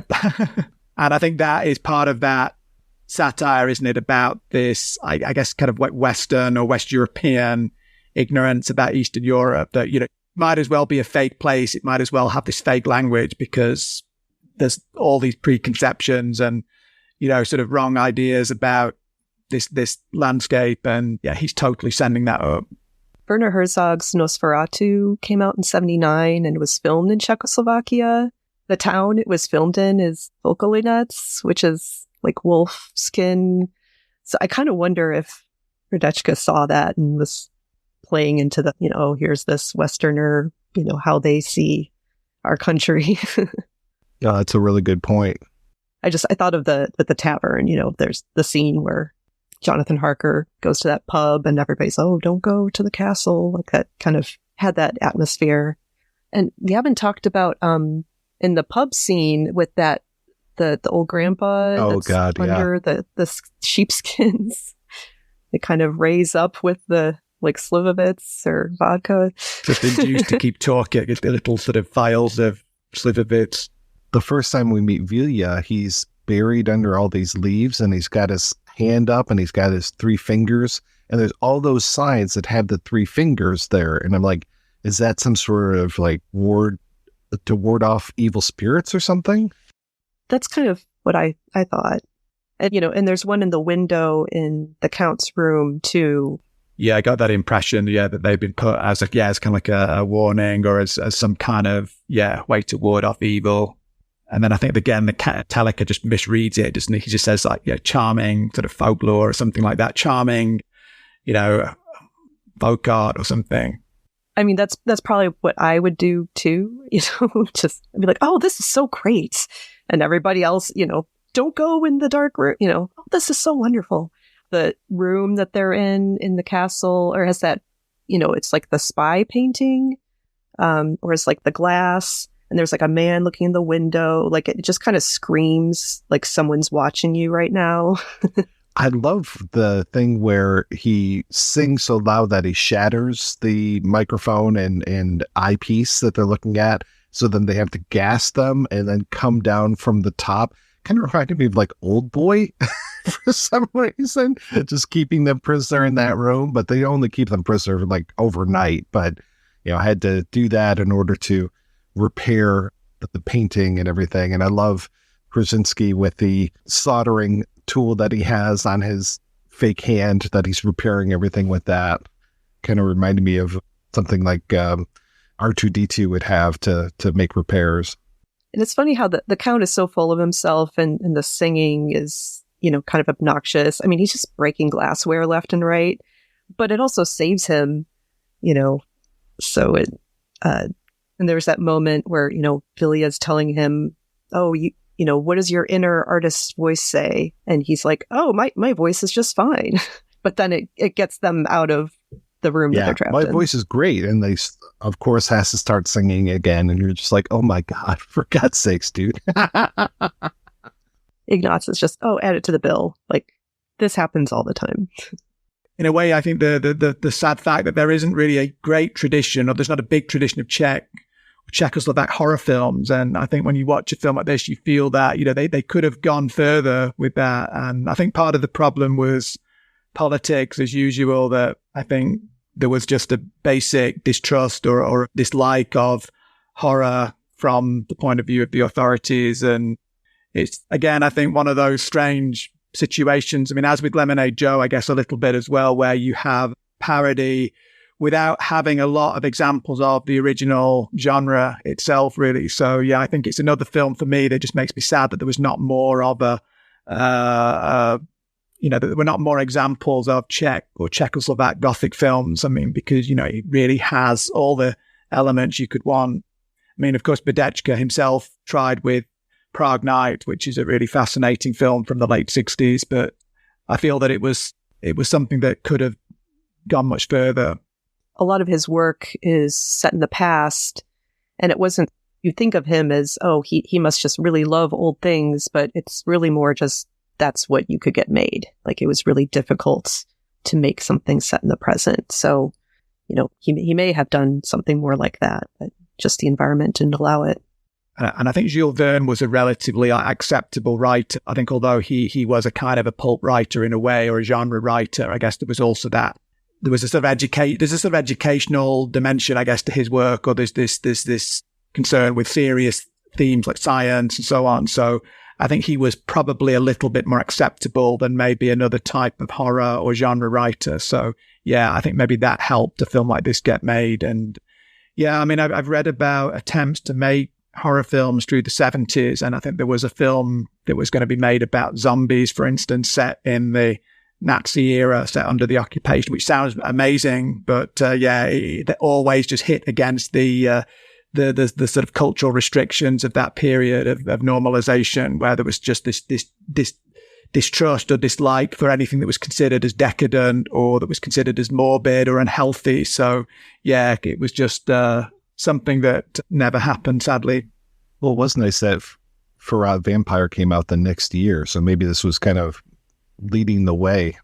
That's true, yeah. I think there was a bit of, I think things did liberalize a bit towards the end of the 70s, beginning of the 80s, and that's where you see, like Ferret Vampire. And this film, I think things had got so bad through the 70s. And I mean, the film industry had quite a lot of trouble in the 70s because I think the viewer, the number of viewers was just falling off. And so I think they realized they had to change things. And through the 70s, they had this really kind of tough guy called Ludwig Thomann, who was the sort of central dramaturge and who was basically the kind of central authority who would give his permission or his veto to what could be produced. And I think he left his position, I think, in 82. So I think certainly after 82, things did change. But I think even before that, there was some liberalization. So this was a little bit of a freer time, I think. I, wasn't really familiar with much Jules Verne, and the only other Jules Verne stuff I've seen is also Czech, Karel Zeman's Invention for Destruction and Baron Munchausen, which Jiří Brdečka also wrote. So I think that's also why he decided to do this, even though it's just kind of a quick thing, because he was already familiar with Jules Verne. And so there was like an acceptance of Jules Verne within Czech culture because those were such beloved, classics. I think around the time that this film was made, there was a film called Mystery of Steel Town, which is another Jules Verne adaptation. That's all about this town called Steel Town, which is developing. I think it's some kind of nuclear bomb. And it's fascinating contrast with this film because that film is totally politically on message. I mean, it's very clear that they are identifying this kind of evil city with, Western capitalism. So, it makes a nice contrast with this film, which has this possibly kind of underlying, subversive element. Yeah, I watched that for some reason. I can't remember what it was. I don't remember caring for it that much, but I do remember there being a couple interesting bits in that Steel Town movie. You should probably say, too, that this is going to be, perhaps by the time this episode is out, I'm not sure, but this is going to be Mysterious Castle in the Carpathians is going to be put out on Blu-ray by Deaf Crocodile. So I'm glad that a lot more people will have an opportunity to see this movie and see more Lipsky. I mean, I'm all about more Czech films coming out to the populace, and I'm so glad that this is one of them that is getting that restoration. So I'm hoping that people will eat it up and want to see more of his stuff or more Czech films in general. So hopefully, fingers crossed, that Dinner for Adele will come out one of these days on Blu-ray as well. I've been excited about the stuff Deaf Crocodile's putting out. And I think Severin's doing Morgiana and The Ninth Heart soon. And so keep it coming. I will be buying. Well, I want to thank my co-hosts, Jonathan and Emily, for joining me today. So Emily, what is the latest with you? Well, I'm about to start another semester of Czech language classes at the T.G. Masaryk School in Chicago. They do online as well, but if you're in the area, they have Czech cultural events, and they're just a really great organization, so look them up. And Jonathan, what's the latest with you, sir? I'm really happy that you mentioned about the Deaf Crocodile release, because yes, I actually wrote the booklet essay for that, and I agree. I mean, this is maybe something I would say anyway, but Deaf Crocodile is an amazing company, I think. So I'm very excited to have been part of that release. I also have a chapter coming out soon in a book called Barrandov Studios, a Central European Hollywood. I have an essay on Uri Hertz in that book, which will come out in October 2023. So maybe out by the time that this podcast is released. A few other things that I've been working on too, which hopefully will be released at the end of 2023. Thank you so much, folks, for being on the show. Thank you so much for listening. If you want to hear more of me shooting off my mouth, check out some of the other shows that I work on. They're all available at weirdingwaymedia.com. Thank you especially to our Patreon community. If you want to join the community, visit patreon.com/projectionbooth. Every donation we get helps the projection booth take over the world.